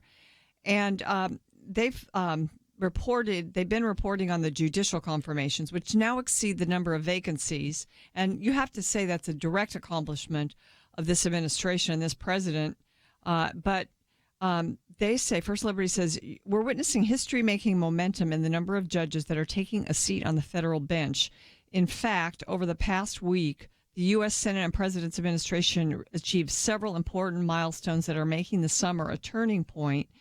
And that was one of them, that the confirmations exceeds judicial vacancies. But Kelly, another one is what's happening at the Ninth Circuit Court of Appeals. Yeah. Ninth Circuit, 29 judges out of San Francisco. It's really been kind of unfair for years. It's too big of a circuit. Yes. And so what happens is California tends to dominate all those western states. So those western states are all very conservative, but California is not. And so they got this liberal kind of wacky court. It's overturned 80% of the time when the Supreme Court takes their cases, 83 or 85. So it's got real problems. Well, I think it was 19-10 when Trump started. Liberals to conservatives. Yes. Yep. And now if there's another seat open, if the Republicans get that one through, which I expect them to, it will be 16-13. 16-13 liberal to conservative, which means that if just two individuals step down, that it would flip from 16-13 one way to 15-14 the other way. The Republicans would have control. So all it takes is two seats. Well, there's it's either 8 or 10 seats that are ripe for people to step down. And the way it works as a federal judge, once you hit 65, sort of a rule of 65, but once you hit the age 65, you get paid your full salary the rest of your life, even if you stop. Even if you go take another job and get paid for that one, you still get the full salary. So a lot of incentive. Yeah, so basically it's like there's no reason for you to stay there. So all it takes is a few of these liberals to go, I'm going to take senior status, or I'm going to go make a cush job or whatever. And so everybody says if there's another Trump presidency, it will for sure will flip. And so the Second Circuit looks like it's now flip, even. It's about to flip. And that's up in the Northeast, that's another liberal area New of the country. York, Yeah, and we've already flipped. I think it was the Third Circuit has already flipped. So you could see what's happening. It's and these a are the major courts deal. that are just under the Supreme Court. That's exactly and right. And the Supreme Court takes very few cases, so it's very important. And the reason for the major victories we're starting to see, like the Bladensburg Cross case at the Supreme Court, is because when I stood at the Supreme Court and looked to my left, at the end I saw Gorsuch, and at the right at the end I saw Kavanaugh, two people very committed to religious freedom and the Constitution. And so they wrote excellent decisions, and they're going to take us back to the Constitution, to what the founders put in place. It's been warped. It got warped in like the 60s and the 70s with all these opinions by liberal judges. That wasn't the Constitution. It was stuff they were making up. But that's going to be cleaned out. And we're going to see more and more religious freedom as a result of having these kinds of judges on the court. Let's take another call. Let's go to Janice in Georgia. Hi, Janice. Thanks for calling. Hi. What about Trump? Oh, yes, Trump on 150%. He's done an amazing job, as you mentioned. He has all his campaign promises almost fulfilled, with the exception of the border, and if he had had Democratic approval with that or support, that would have been squared away by nice. now. But, yeah. But I just don't think we can afford not to vote for him. Evangelicals, Christians, there's no one across on the Democrat side that can, that we can afford to vote for, with our beliefs. Okay, great. Thanks, Janice. Let's go to California now. Listening on KYCC, Leslie is there. Hi, Leslie. Thanks for calling in. What do you think about the next election and Trump? Well, I am going to vote Trump. I believe in even though he's a little on the rough side, he's doing a lot. I love that he's bringing in patriotism. I'm glad he's out there going against the squad and letting everybody know that they're for socialists, because I'm afraid if we don't stand together and vote him back in, the United States is going to have the Democrats and the left, and we're going to see nothing but socialist situations, and we're going to be just as bad as the European countries over there. And I do not understand why the evangelicals are not staying together to keep him into the presidency. He's doing too much, and he is a United States patriot and American, and everything that's being destroyed because of being American, I can't deal with. I really think, I just am not hearing people, whether they're, evangelical, Protestant, whether they're Catholic. I'm just not hearing people that said, I did vote for him, but I had no idea who he was, and now I'm really offended by him. I think most people knew going in what they were getting, and they said, okay, I've got to go with the best decision I can, and they knew Trump had these rough edges and everything. The other thing that I think is significant is, Clinton obviously had his issues, right? And but his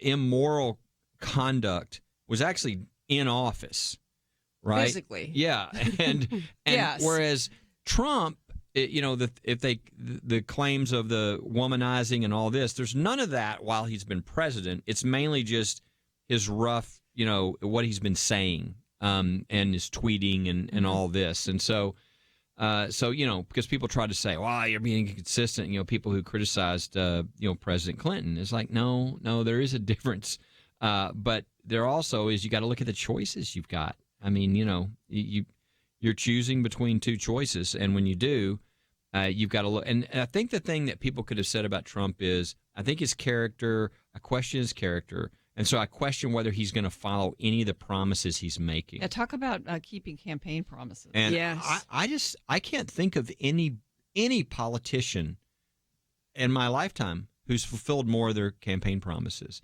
really in a way where I think is unexpected. Yeah, it was unexpected. In fact, when he says, or his campaign, like maybe Sarah Sanders would always say it, that he said this in his campaign. And for a minute, you'd be taken aback going, well, what does that have to do with it? Because we're so used to them not keeping their promises. Yeah, I do think he has kept his promises. I love that point. I think he's patriotic. And for people who are saying, well, they're not sure because of their Christian faith or evangelical or born-again faith that they can't vote for him, you have to ask yourself, how much sin or imperfection can you accept in a presidential candidate? I'm certainly not claiming that President Trump has lived a noble, virtuous life at every moment of his life, but no one really has. I mean, people have their flaws, and you to hold up a standard that says, well, he's been a womanizer, he's done this, he's done that. These aren't great things, but you have to you have to weigh those factors about his life into what he stood for, what he's accomplished, what he's done, and be able to say, okay, I still don't want to praise his personal life. I'm not going to hold up as a model, but I can get over that because what he's doing is so good for America. Ladies and gentlemen, we will continue to take your calls after the break at 800-351-1212. We also have a lot to talk about. One of the stories we are going to cover is some information that's come out about a member of the squad, Ilhan Omar. You won't want to miss it, so stay with us. We'll be back after this.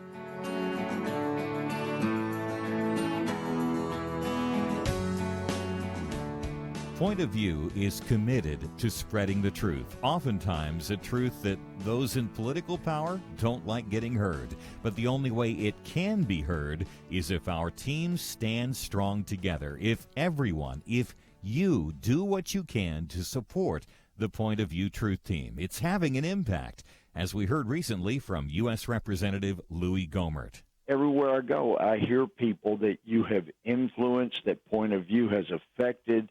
You have made such a difference, and you rely on people to contribute, and if they don't contribute, then that truth does not get heard. Help Point of View make a difference. Pray and consider what level is right for you. $30, $65, $100 a month, or even more. Please do what you can. 1-800-347-5151. Or visit online, pointofview.net. Look near the top right for the link that says Become a Monthly Partner. Join the Truth Team. 800-347-5151 and pointofview.net. Point of View will continue after this.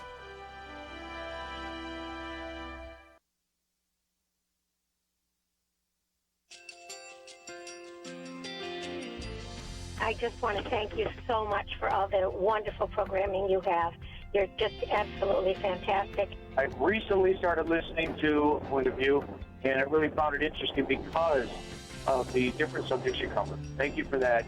I really appreciate everything that you do in keeping us informed. Thank you, Kirby, for everything that you have been doing. I appreciate all the work that you're doing, advocating for the Word of God. Thank you so much. Point of view, I think, is absolutely necessary because it's a Christian perspective, a biblical worldview perspective, and receive very current, up-to-date information about what is really going on, week to week in our culture, which is changing so rapidly, and yet it's morally sliding backwards. Yeah, I'm just, first of all, I thank you guys. Y'all's program is wonderful, and enjoy it every day. I learn so much every time I listen to it. Point of View Radio Talk Show.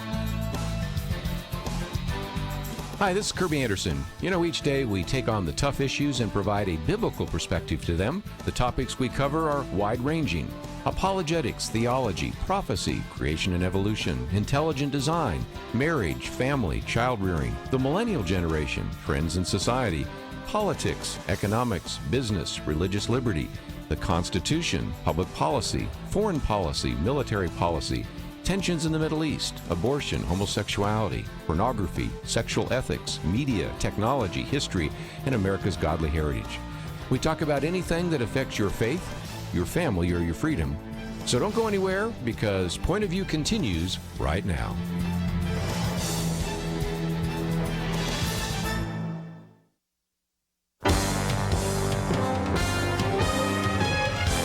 Across America, live. This is Point of View.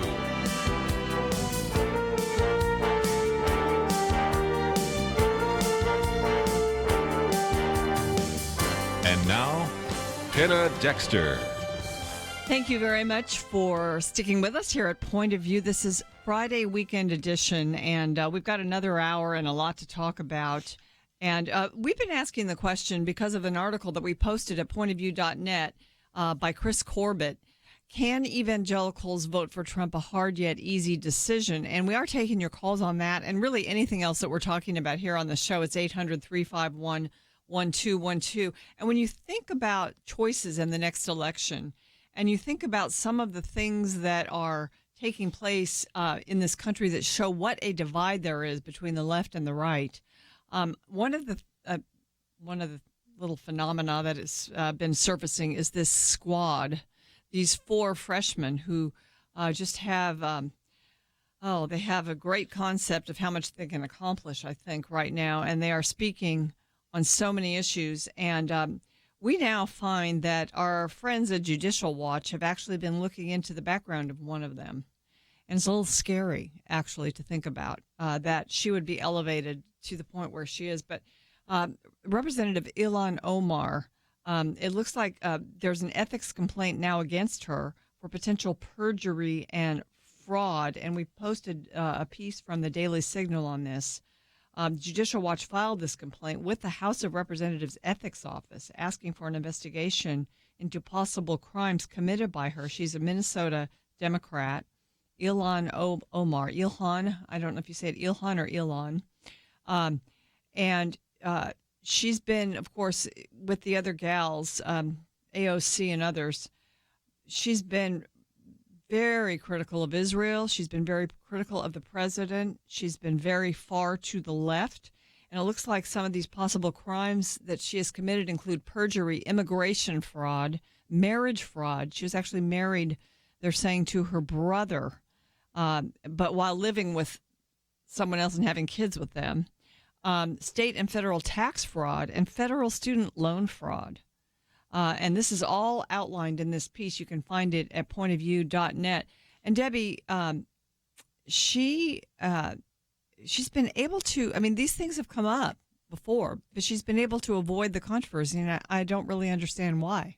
That is a great question, a kickoff question, Penna, of how we got here.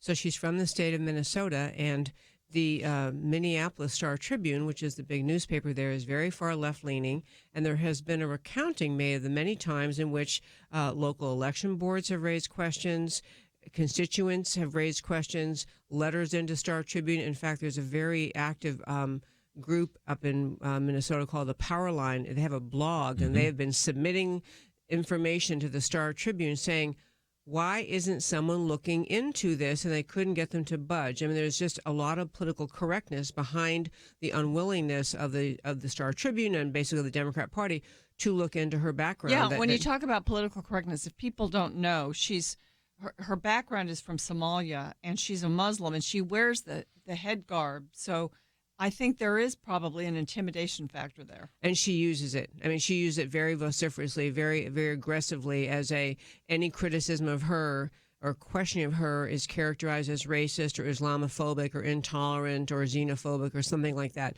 But yeah, she's a refugee from Somalia. She spent some time in her life at a Kenyan refugee camp and then came to America. But the charges, to be really clear for our listeners, the organization that filed this ethics thing with the ethics committee in the House is Tom Fitton and the Judicial Watch Group. And I mention that because they are a prominent, nationally known, serious, substantive group. This is not someone flinging up a bunch of accusations just hoping something will stick. This is a very substantive group, and this is a result of a 3-year-long investigation in both the United States and the United Kingdom by another gentleman, Mr. Steinberg. I think it's David Steinberg, and his investigative reporter colleagues, Preya Sundar and Scott Johnson. They have got information gathered from public records, social media postings, genealogy databases, computer forensic analysis, unaltered digital photographs, genealogy databases.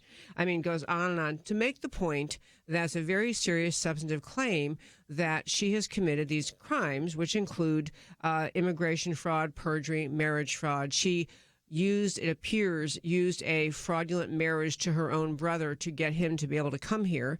And as you mentioned, Penna, she's had a relationship with another man who I believe to whom she's now legally married. She divorced her brother, and then now she, I believe, is married to this man. But the whole point of this getting the divorce was even fraudulent because she said that it was called a default divorce in 2017, where one spouse has disappeared and cannot be located, yet this is her brother. Right, and you have to swear when you get that kind of divorce that you don't know any of his family members. You can't have no basis of finding him, and they have actually a record for the last 7 years, and they have records of them traveling together, being in London together in 2015.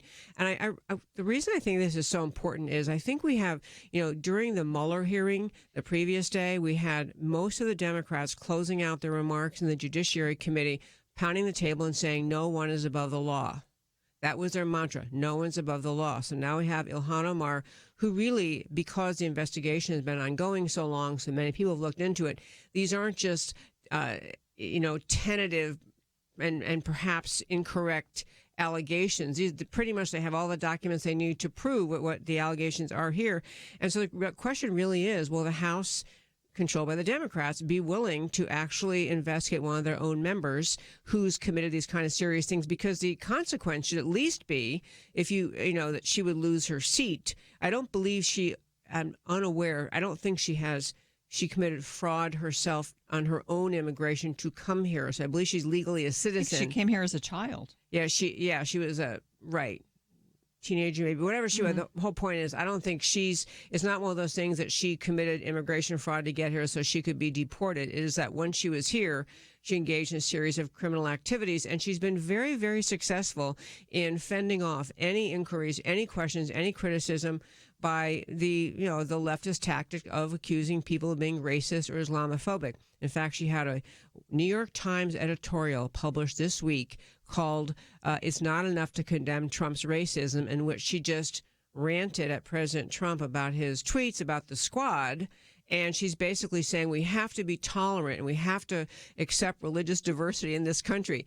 This coming from a woman who spends so much time mocking the country of Israel, criticizing Jewish people, criticizing Judaism, calling for religious diversity. So I will say, of all the squad members, I think, of which there are 4 freshman Democrats, I think she has managed to be the most, kind of at the same time, strident and offensive and intolerant. And, the reason in part President Trump was so critical I don't know, of her, the jury's out on that. There maybe are a few others. Yeah. I'll say one last thing about her, which is a lot of the reason people are critical of Ilhan Omar is that she is so ugly and critical in her comments about America, what a kind of country America is. I think people are taking offense.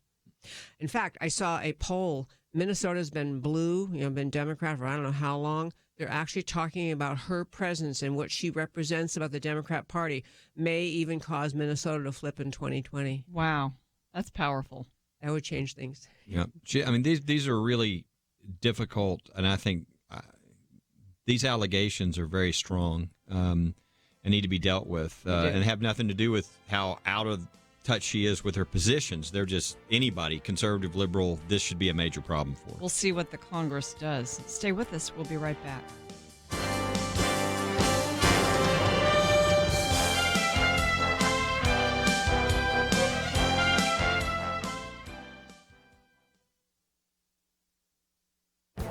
This is Viewpoints with Kirby Anderson.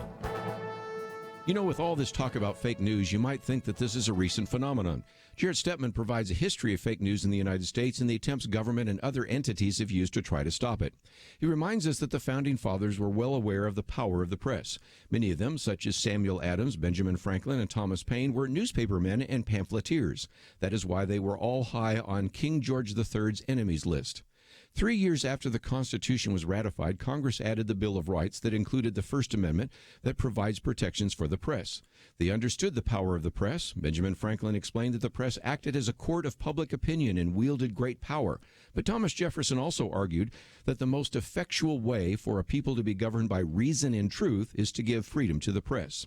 You know, early attempts to suppress fake news or unpopular opinions did not go well.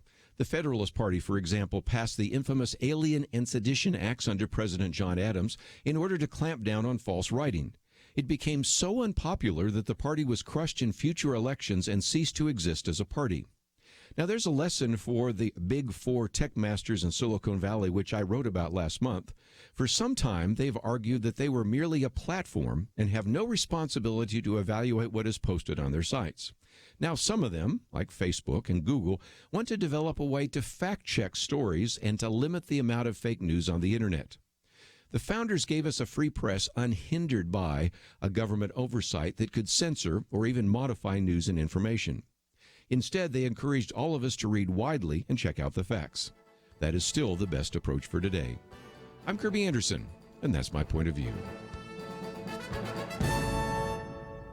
For a free copy of Kirby's booklet, A Biblical View on Socialism, go to viewpoints.info/socialism. That's viewpoints.info/socialism.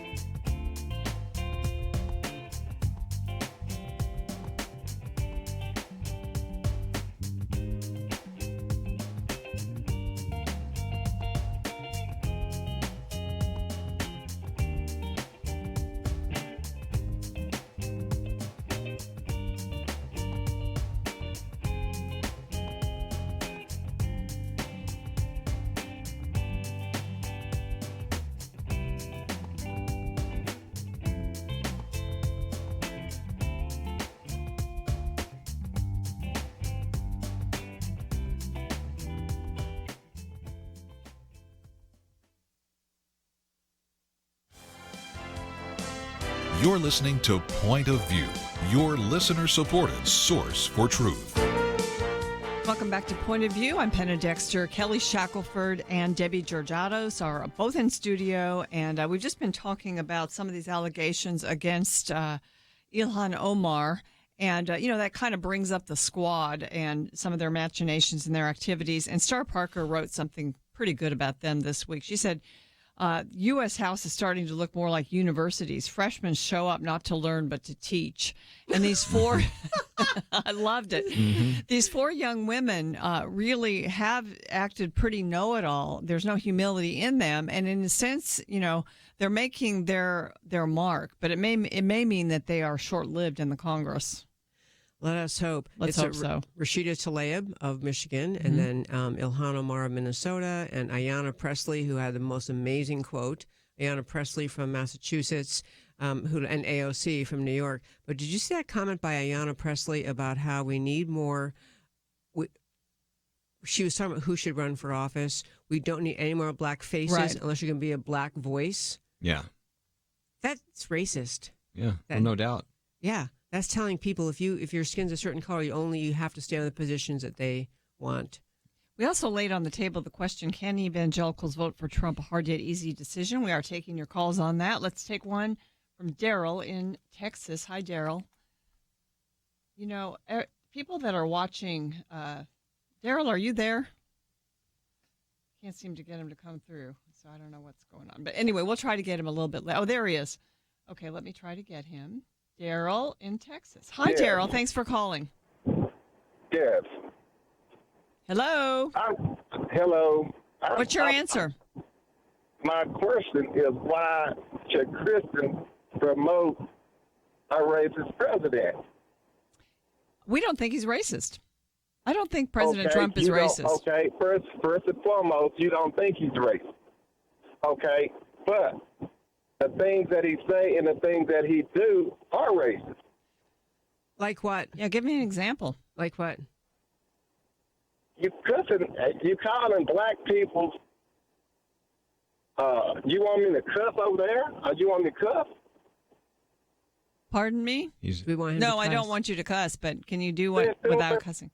We need some born again Christians on this radio station. That's what I got to say about it. So, in other words, he has no evidence. So, Yes. so a born again Christian approach is to attack people when you can't answer a question with information. I would say that's the opposite of a Christian response.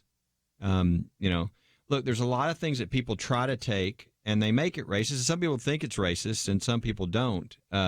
The go back to where you go back to your country statement. A lot of people said that was racist. And people certainly can use that in a racist way. I don't think Trump was using it in a racist way because I think he was talking about one specific person there. He was referring to all of them, but he's referring to, Omar, who came here from Somalia, who this country gave the ability to come here, and then she's saying these horrible things about the United States. And so he was addressing that, well, if you don't like it, go back, and I think you'll find that you won't like that country and you'll think this is a much greater country. Again, people try to make that racist, and the whole Democrat side immediately said it's racist. But I think there's a lot of people that think that didn't have anything to do with racism at all. And certainly the fact of reducing unemployment to the lowest in the history of the country for African Americans. Why would a racist do that? Why would a racist lower the unemployment for Hispanic Americans to the lowest ever in the history of the country?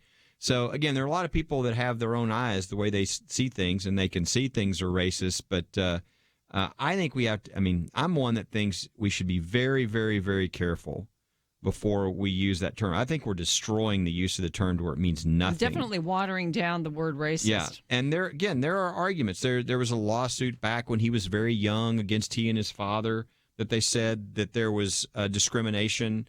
And those are all valid arguments to make. But some of his top employees are not white. They've came forward and testified and said he's been awesome to me. He's been nothing but gracious to me. I've never seen racism. So, I think you got to come forward with evidence on things, and I think we need to be careful before we believe things about people. I think instead of assuming the worst all the time, which is kind of what happens in the press, I think we need to be careful and say, well, what did they really say? What do they mean by that? Can you tell? Instead of sort of assuming bad things. And the Charlottesville thing is another example of that. That's one of the big ones they use. And I think, anybody who knows what he was really, anybody who's being fair knows he wasn't saying, I think that white supremacists are equal to, he was saying there are people that think we shouldn't tear down statues. Okay, and there are good people that think we shouldn't tear down statues. Fine people on both sides of the question. They're good people on both sides, and that's what he's talking about. The people, it's racism, and there's people who don't think, and they don't look in the information, and they think, so-and-so's a racist. I think that's one of the worst things that's going on in politics right now.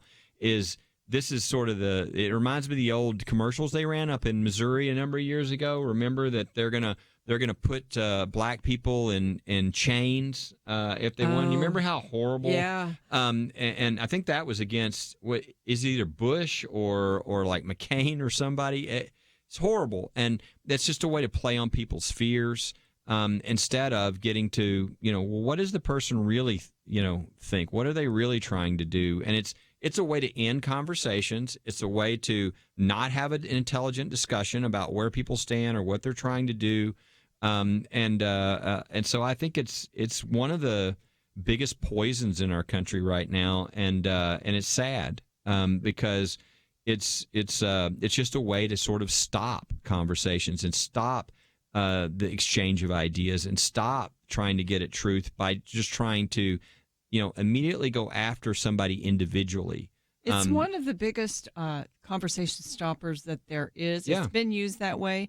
And, that's sad when you can shut down an argument. And it's usually used because you don't have a good argument. So you'll use some way to shut down the argument. And that racist word has been used to do that. And I hope that you're right, that it's being watered down. It feels like it is to me. But still, the caller just tried to say that about Trump. And in a sense, I think about us, too. And, it's not going to shut down our ability here at Point of View to try to make the argument. It is really just a vicious, not this caller, but the overuse of the accusation of being racist.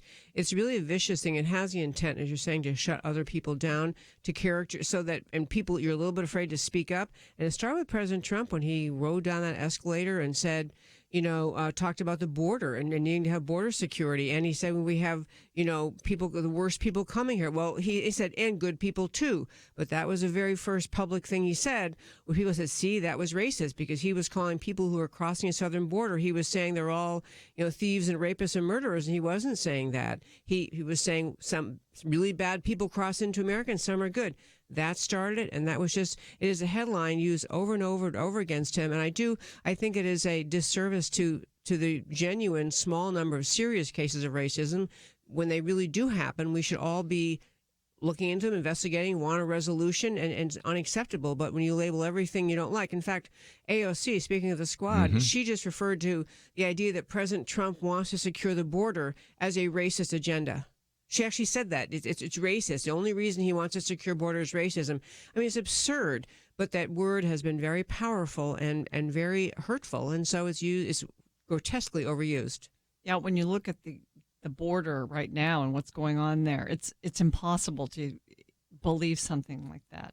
I mean, there's so much that's truly egregious and that's truly harmful to the country. And then also I've heard reports just today, about how the MS-13 gangs are infiltrating schools. They're there in high schools in California and the West Coast. So, bad things are happening because of we're not handling our border well. And it's not a racist idea at all. Going back to the original conversation on, evangelicals and Christians and voting for Trump and not, it's, again, the only attacks are, it's what he said, or it's something that I think about him. It's never, what did he do? What did he do? Okay, what has he done? Everything he's done with regard to race has been very positive for African Americans. For you've got these huge meetings of these people that come to the White House from the different racial backgrounds saying that. But it's the attacks are never what, and that's what it should be. When you serve 4 years as president, it should be, what did he do? What did she do? Not, I don't like them because I think this. That's, again, somebody new, I understand you could say that because you don't know what they're going to do. But when somebody's had the office and you've seen what they've done, you should look at what they've done. I want to tell the Candace Owens story, but I have to wait till after the break. Her comment about Trump and racism, but probably have to wait till after the commercial. We've got a full bank of phones. We'll take your calls after this.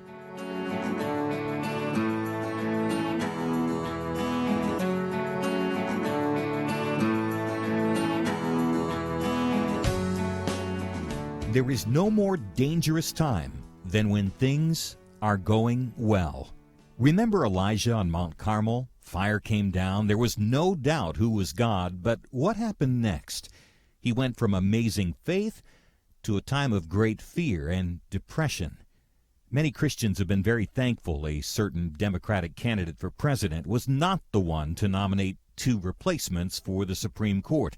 But as with Elijah, times of great victory are also times of great danger. Moments like this are not the time to take it easy. This is not the time to let our guard down. This is a time to double down on our work in the community, to serve and pray and plan and invest in a better future.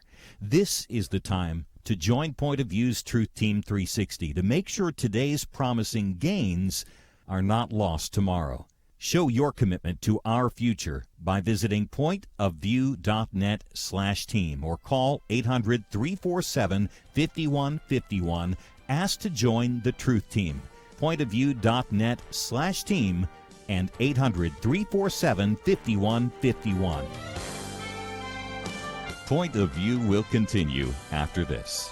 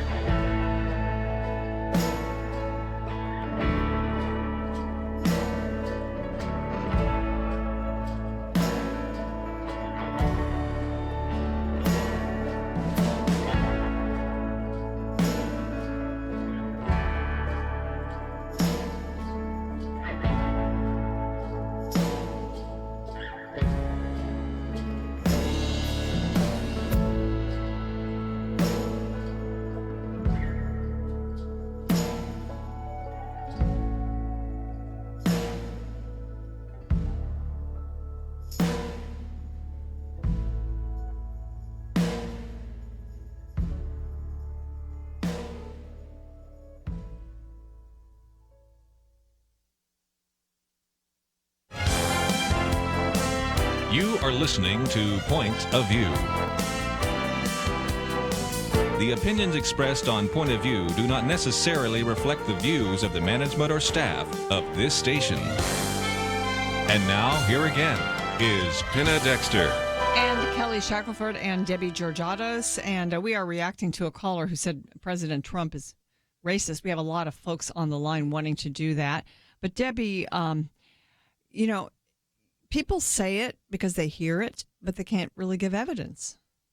That is the truest story ever, and the quickest story I'll share with our listeners. And I really hope that gentleman is still listening who called earlier. But Candace Owens, and people recognize her name, Candace Owens, as being someone who was with Turning Point USA with Charlie Kirk. She's also she's a young black woman who grew up a little bit in New York City, a little bit in Philadelphia, and she founded the Blexit movement, which is the Black and Latina exit from the Democrat Party.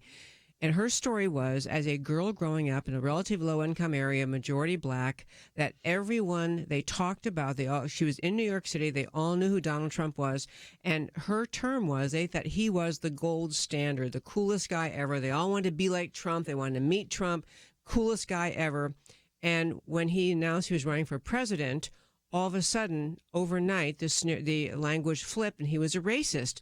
And it really was the thing that caused her. She's watching this thinking, what are they talking about? This is the same guy we used to always say, Mr. Cool, Mr. Wonderful, gold standard guy. So that was a springboard for her to start looking into politics herself. She said, think for yourself. Don't just accept what the headlines say. She realized Trump is a great guy, and this racist term was just being used to attack him, to cause black voters to turn against him. And she is still one of his biggest supporters. And Kelly Shackelford made reference to the events in the White House.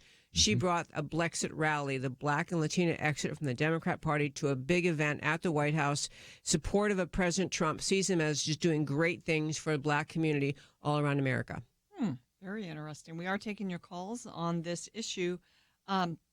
Before we go back to the phones, I want to mention another sort of, I guess, accomplishment of the Trump administration, because right now at least I am a bit critical of a budget deal that's taken place that basically is a compromise between President Trump and congressional Democrats. It increases spending by about $2 trillion over the next 10 years. So we've had this good economy, tax cuts, but we haven't been able to get control of spending like we should. But there's this one piece here that's a piece of news right now where that's being attempted, and that's the food stamp program. And I just think we ought to bring it up. And Debbie sent me a piece about it this week, that the Trump administration is proposing a rule. It's not a law that Congress will pass. It's a rule that would close an eligibility loophole that would reduce the food stamp rolls. And this is important because under food stamps, there have been people that have gone out there and tried to test the system. And Heritage Foundation, Daily Signal reported on this one guy, Rob Undersander, that did that. He's a millionaire from Minnesota, and he applied for and legally obtained food stamps. And you can. It depends on income, but if you have a high asset value, that does not figure in to whether you can qualify for food stamps. And so they're doing something about that. It was a great thing. And again, this President Trump, very pragmatic answers. People have complained about the food stamps program for years. And I think the numbers now are 45 million Americans are on food stamps. It's a very large number. So isn't that, I'm not really good with math. Is that a fourth of America? 4 times 4? No. Somebody mathematical around here. 45 million out of 320 million is too many people. It's a very large number of people, and it grew astronomically under the Obama administration. And so the real argument here is food stamps are tax dollars, so it's taxpayer money sent to Washington, used to distribute to other Americans under a system designed to help you through periods of challenge in your life when you need help and support to buy food, so you can have food for your family. But if you can afford, if you've got this net worth, you've got a pretty comfortable life, and you have a net worth, or you have value, you're able to buy things like cell phones and other things, then you can afford to buy food. It's really to refocus the program of food stamps toward people who actually are in a period of short-term need in their life, and not to have it be a lifestyle choice. I think it is 45 million Americans on food stamp went way, way up under President Obama. And the other thing it does, it deprives people of this ability to believe in themselves and to build their sense of being able to supply their own needs, to provide for their family, to be self-reliant. These are positive, good, healthy things for people to feel about themselves. And food stamps is just the opposite. It creates dependency, expands dependency. So what this does, and it's actually, this rule doesn't do a giant amount, but it's a small step, because right now a person can be eligible for food stamps simply by receiving an informational brochure about the Temporary Assistance for Needy Families program. So just if you get information, you can get food stamps. You're eligible. So it removes that. You have to at least be a person who's qualifying under a certain program to get a cash benefit. Then, you have to at least be that.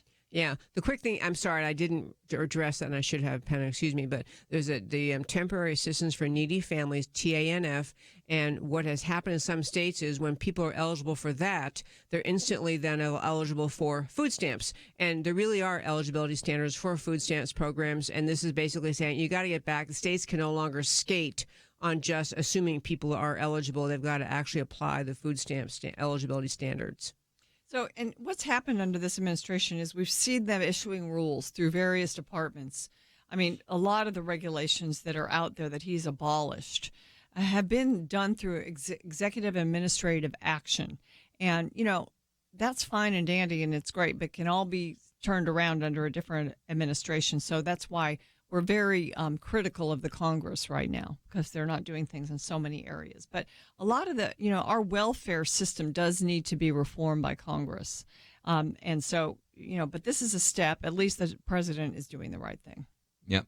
It's a good step in the right direction. A lot, they're making things better when they can in different agencies. And again, but I think probably one of the biggest things the president has done outside of the judges, to me, is the reduction of regulations. I think the reason our economy is booming is not because of the tax cuts. I mean, that helped. I think it's because of all the reduced regulations on which keeps a lot of small family businesses from ever succeeding, because they just can't jump through all the hoops and all the requirements that are there that are really unnecessary.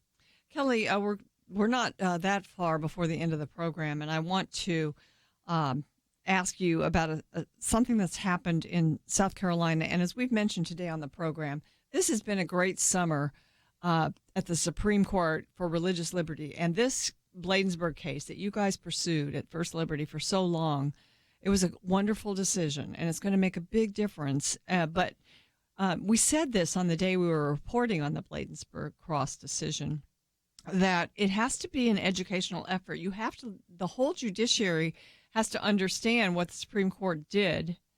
And, we're already seeing that the necessity of that because of this particular city in South Carolina where they had a monument and it's got the words Lord on it, and people are complaining. I don't know how many people really complain about these things. It's probably just a couple.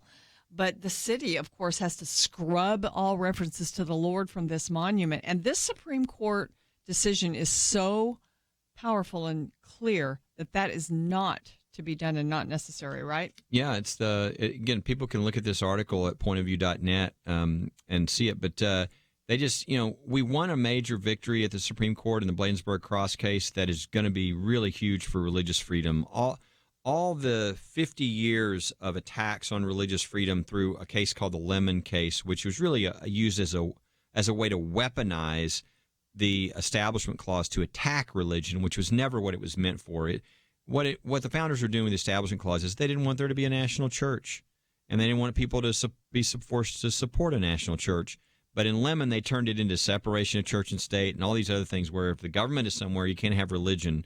So that meant government had to go out sniffing around to try to eradicate, nativity scenes and Ten Commandments monuments and Lord on a monument. But we reversed all of that with our victory this summer at the Supreme Court.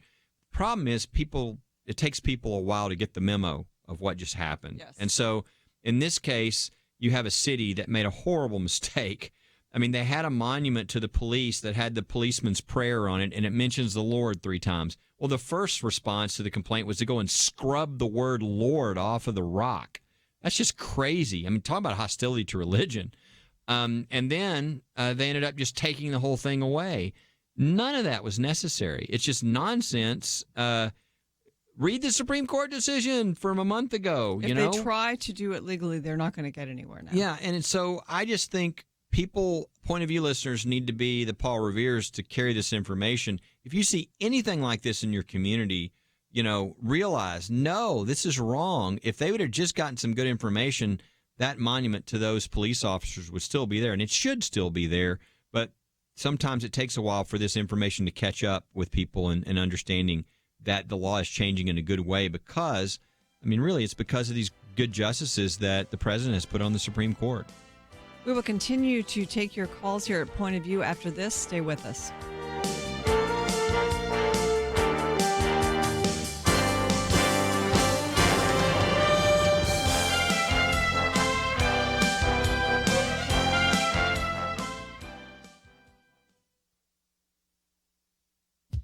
Last month, Maine became the 8th state to legalize physician-assisted suicide. The Daily Signal called this an ominous trend, stating once physician-assisted suicide is on the table, doctors, families, and insurers encounter perverse incentives to end the lives of the most vulnerable, the sick, the disabled, the very young, or very old. One perverse incentive that's cropping up is organ donation. In Canada, where assisted suicide has been legal for 3 years, the Canadian Medical Association has found it necessary to issue guidelines aimed at disentangling decisions for organ donation and assisted suicide. The guidelines don't completely separate the two. According to the document, doctors are allowed to raise the subject of organ donation with assisted suicide patients. The document also states that the removal of a patient's organs must not begin until the patient is medically deceased, with no heartbeat. This particular restriction has generated some pushback based upon the quality of donated organs. In a Wall Street Journal op-ed, E.H. Buckley, a professor at Scalia Law School at George Mason University, points out that 2 Canadian medical researchers and a Harvard bioethicist have suggested a superior model, which would be to kill the patient by removing the organs. In their article published by the New England Journal of Medicine, these researchers admit that some assisted suicide patients wouldn't want their organs harvested until they are dead. They argue, however, that others may want not only a rapid, peaceful, and painless death, but also the opportunity of donating as many organs as possible and in the best condition possible. Canadians insist upon their dead donor rule, but where assisted suicide has been legal longer, medical caregivers' veil cues do influence depressed and dependent people to end their lives. With patients in line for organs, the pressure is even greater. Professor Buckley recommends states refuse to approve assisted suicide because some really bad things are a tippy-toe down the slippery slope. For Point of View, I'm Penna Dexter.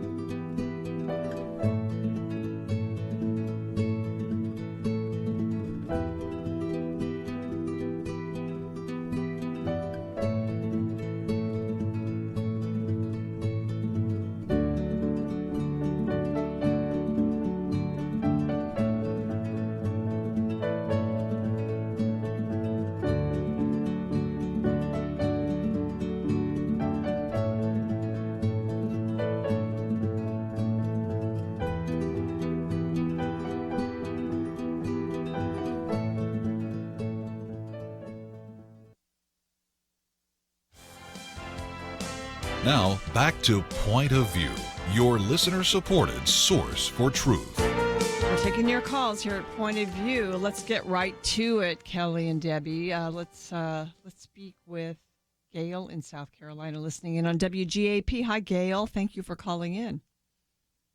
Hi. Yes, I called because of the gentleman that called and was saying that President Trump was a racist. When you asked for the evidence, then it needed to be more Christians on the radio.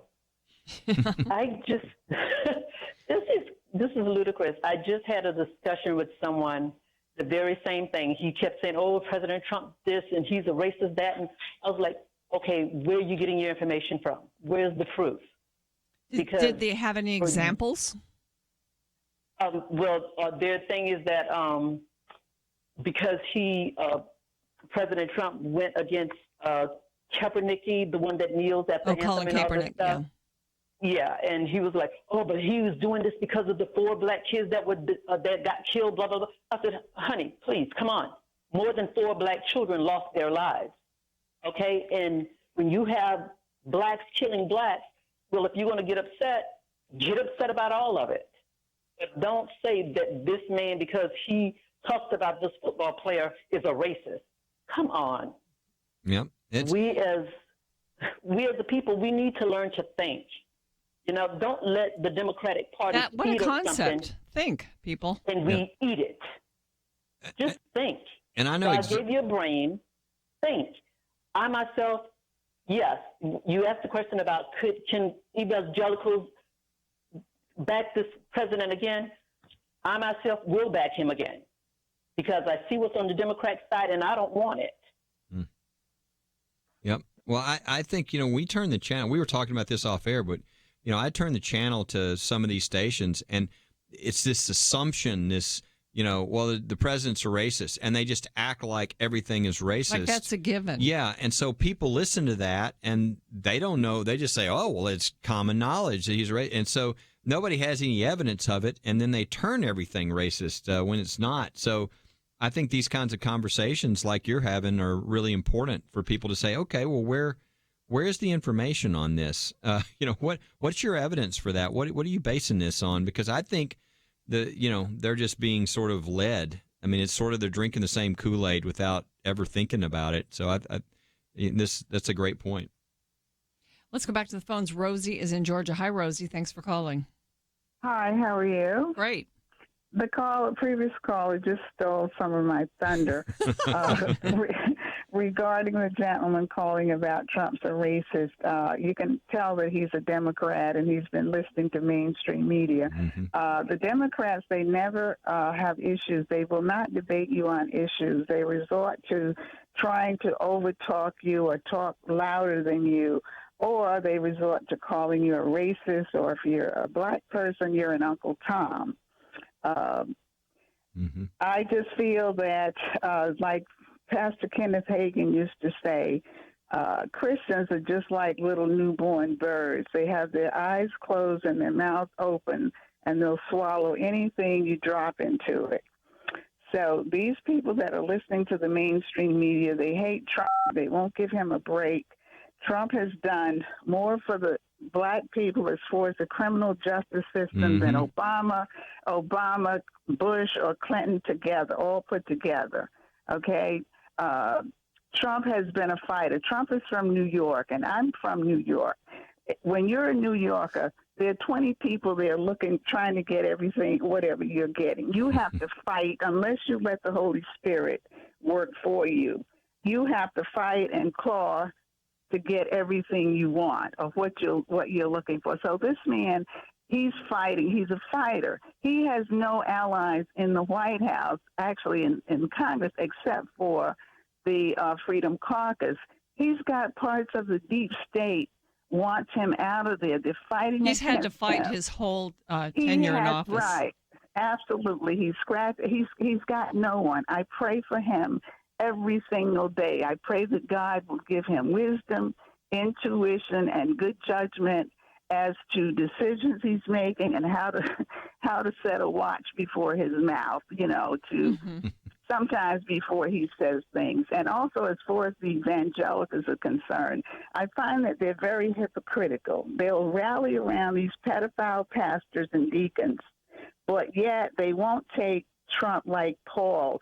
When Paul was Saul, he was killing everybody, throwing them into prison. And when he was changed and converted, and he went before the disciples, they wanted to reject him. And he said, that was Saul. I'm Paul now. So forget about Trump's past. Forget about his past, because God says, I will take your sins and throw them into the sea of unforgetfulness and will remember them no more. So these evangelicals have to get on the ball and stop being so hypocritical. That's a great not point. Judging according to appearance, but judge righteous as to what this man has done for the religious people. He passed an executive order so that they couldn't be shut up, that they could now preach what they want to in their pulpits without having someone coming and monitoring their sermon. They don't even think about that. They're just, they're just vicious, and it's really terrible.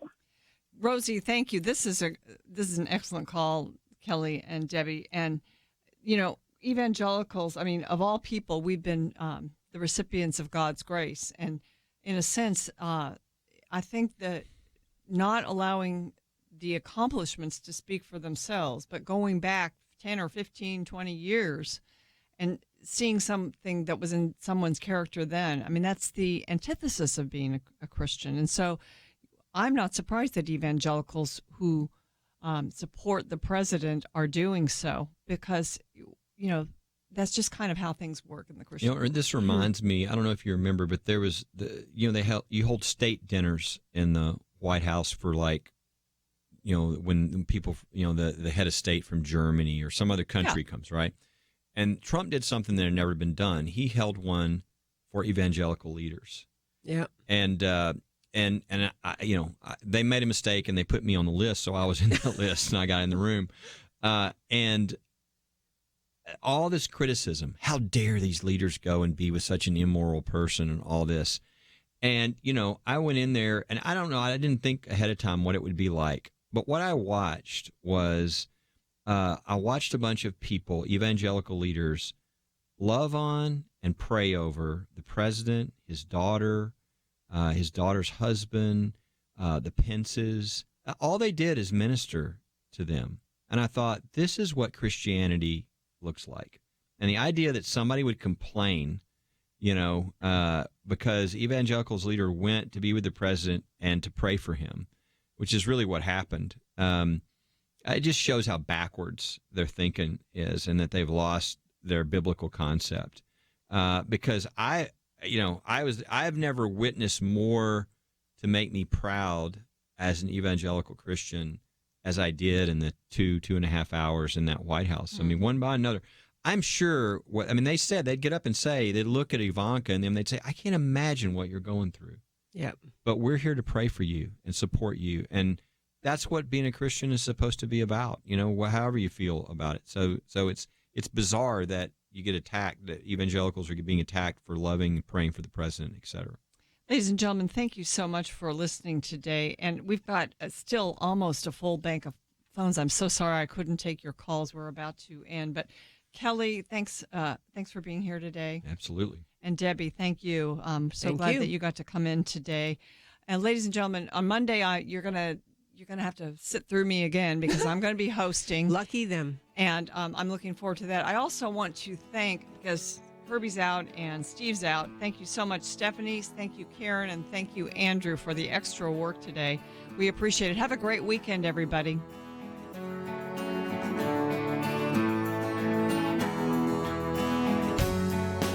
Is religious freedom still a cornerstone of the republic, or has it effectively been crushed by the forces of tolerance? America needs Christians to be informed and as unified as possible, applying God's wisdom to civic life.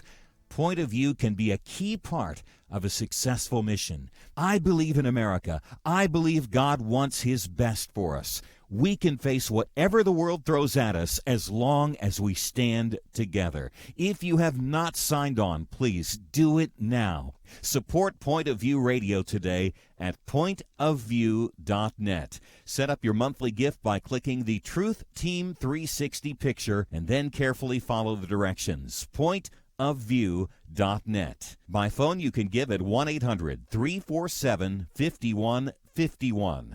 800-347-5151. Or mail that first donation to Point of View, Box 30, Dallas, Texas 75221. Box 30, Dallas 75221.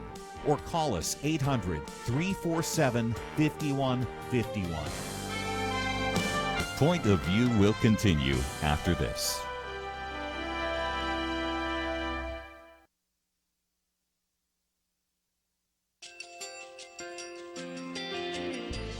I just want to thank you so much for all the wonderful programming you have. You're just absolutely fantastic. I recently started listening to Point of View, and I really found it interesting because of the different subjects you cover. Thank you for that. I really appreciate everything that you do in keeping us informed. Thank you, Kirby, for everything that you've been doing. I appreciate all the work that you're doing, advocating for the Word of God. Thank you so much. Point of view, I think, is absolutely necessary because it's a Christian perspective, a biblical worldview perspective, and receive very current, up-to-date information about what is really going on, week to week in our culture, which is changing so rapidly, and yet it's morally sliding backwards. Yeah, I just, first of all, I thank you guys. Y'all's program is wonderful, and enjoy it every day. I learn so much every time I listen to it. Point of View Radio Talk Show.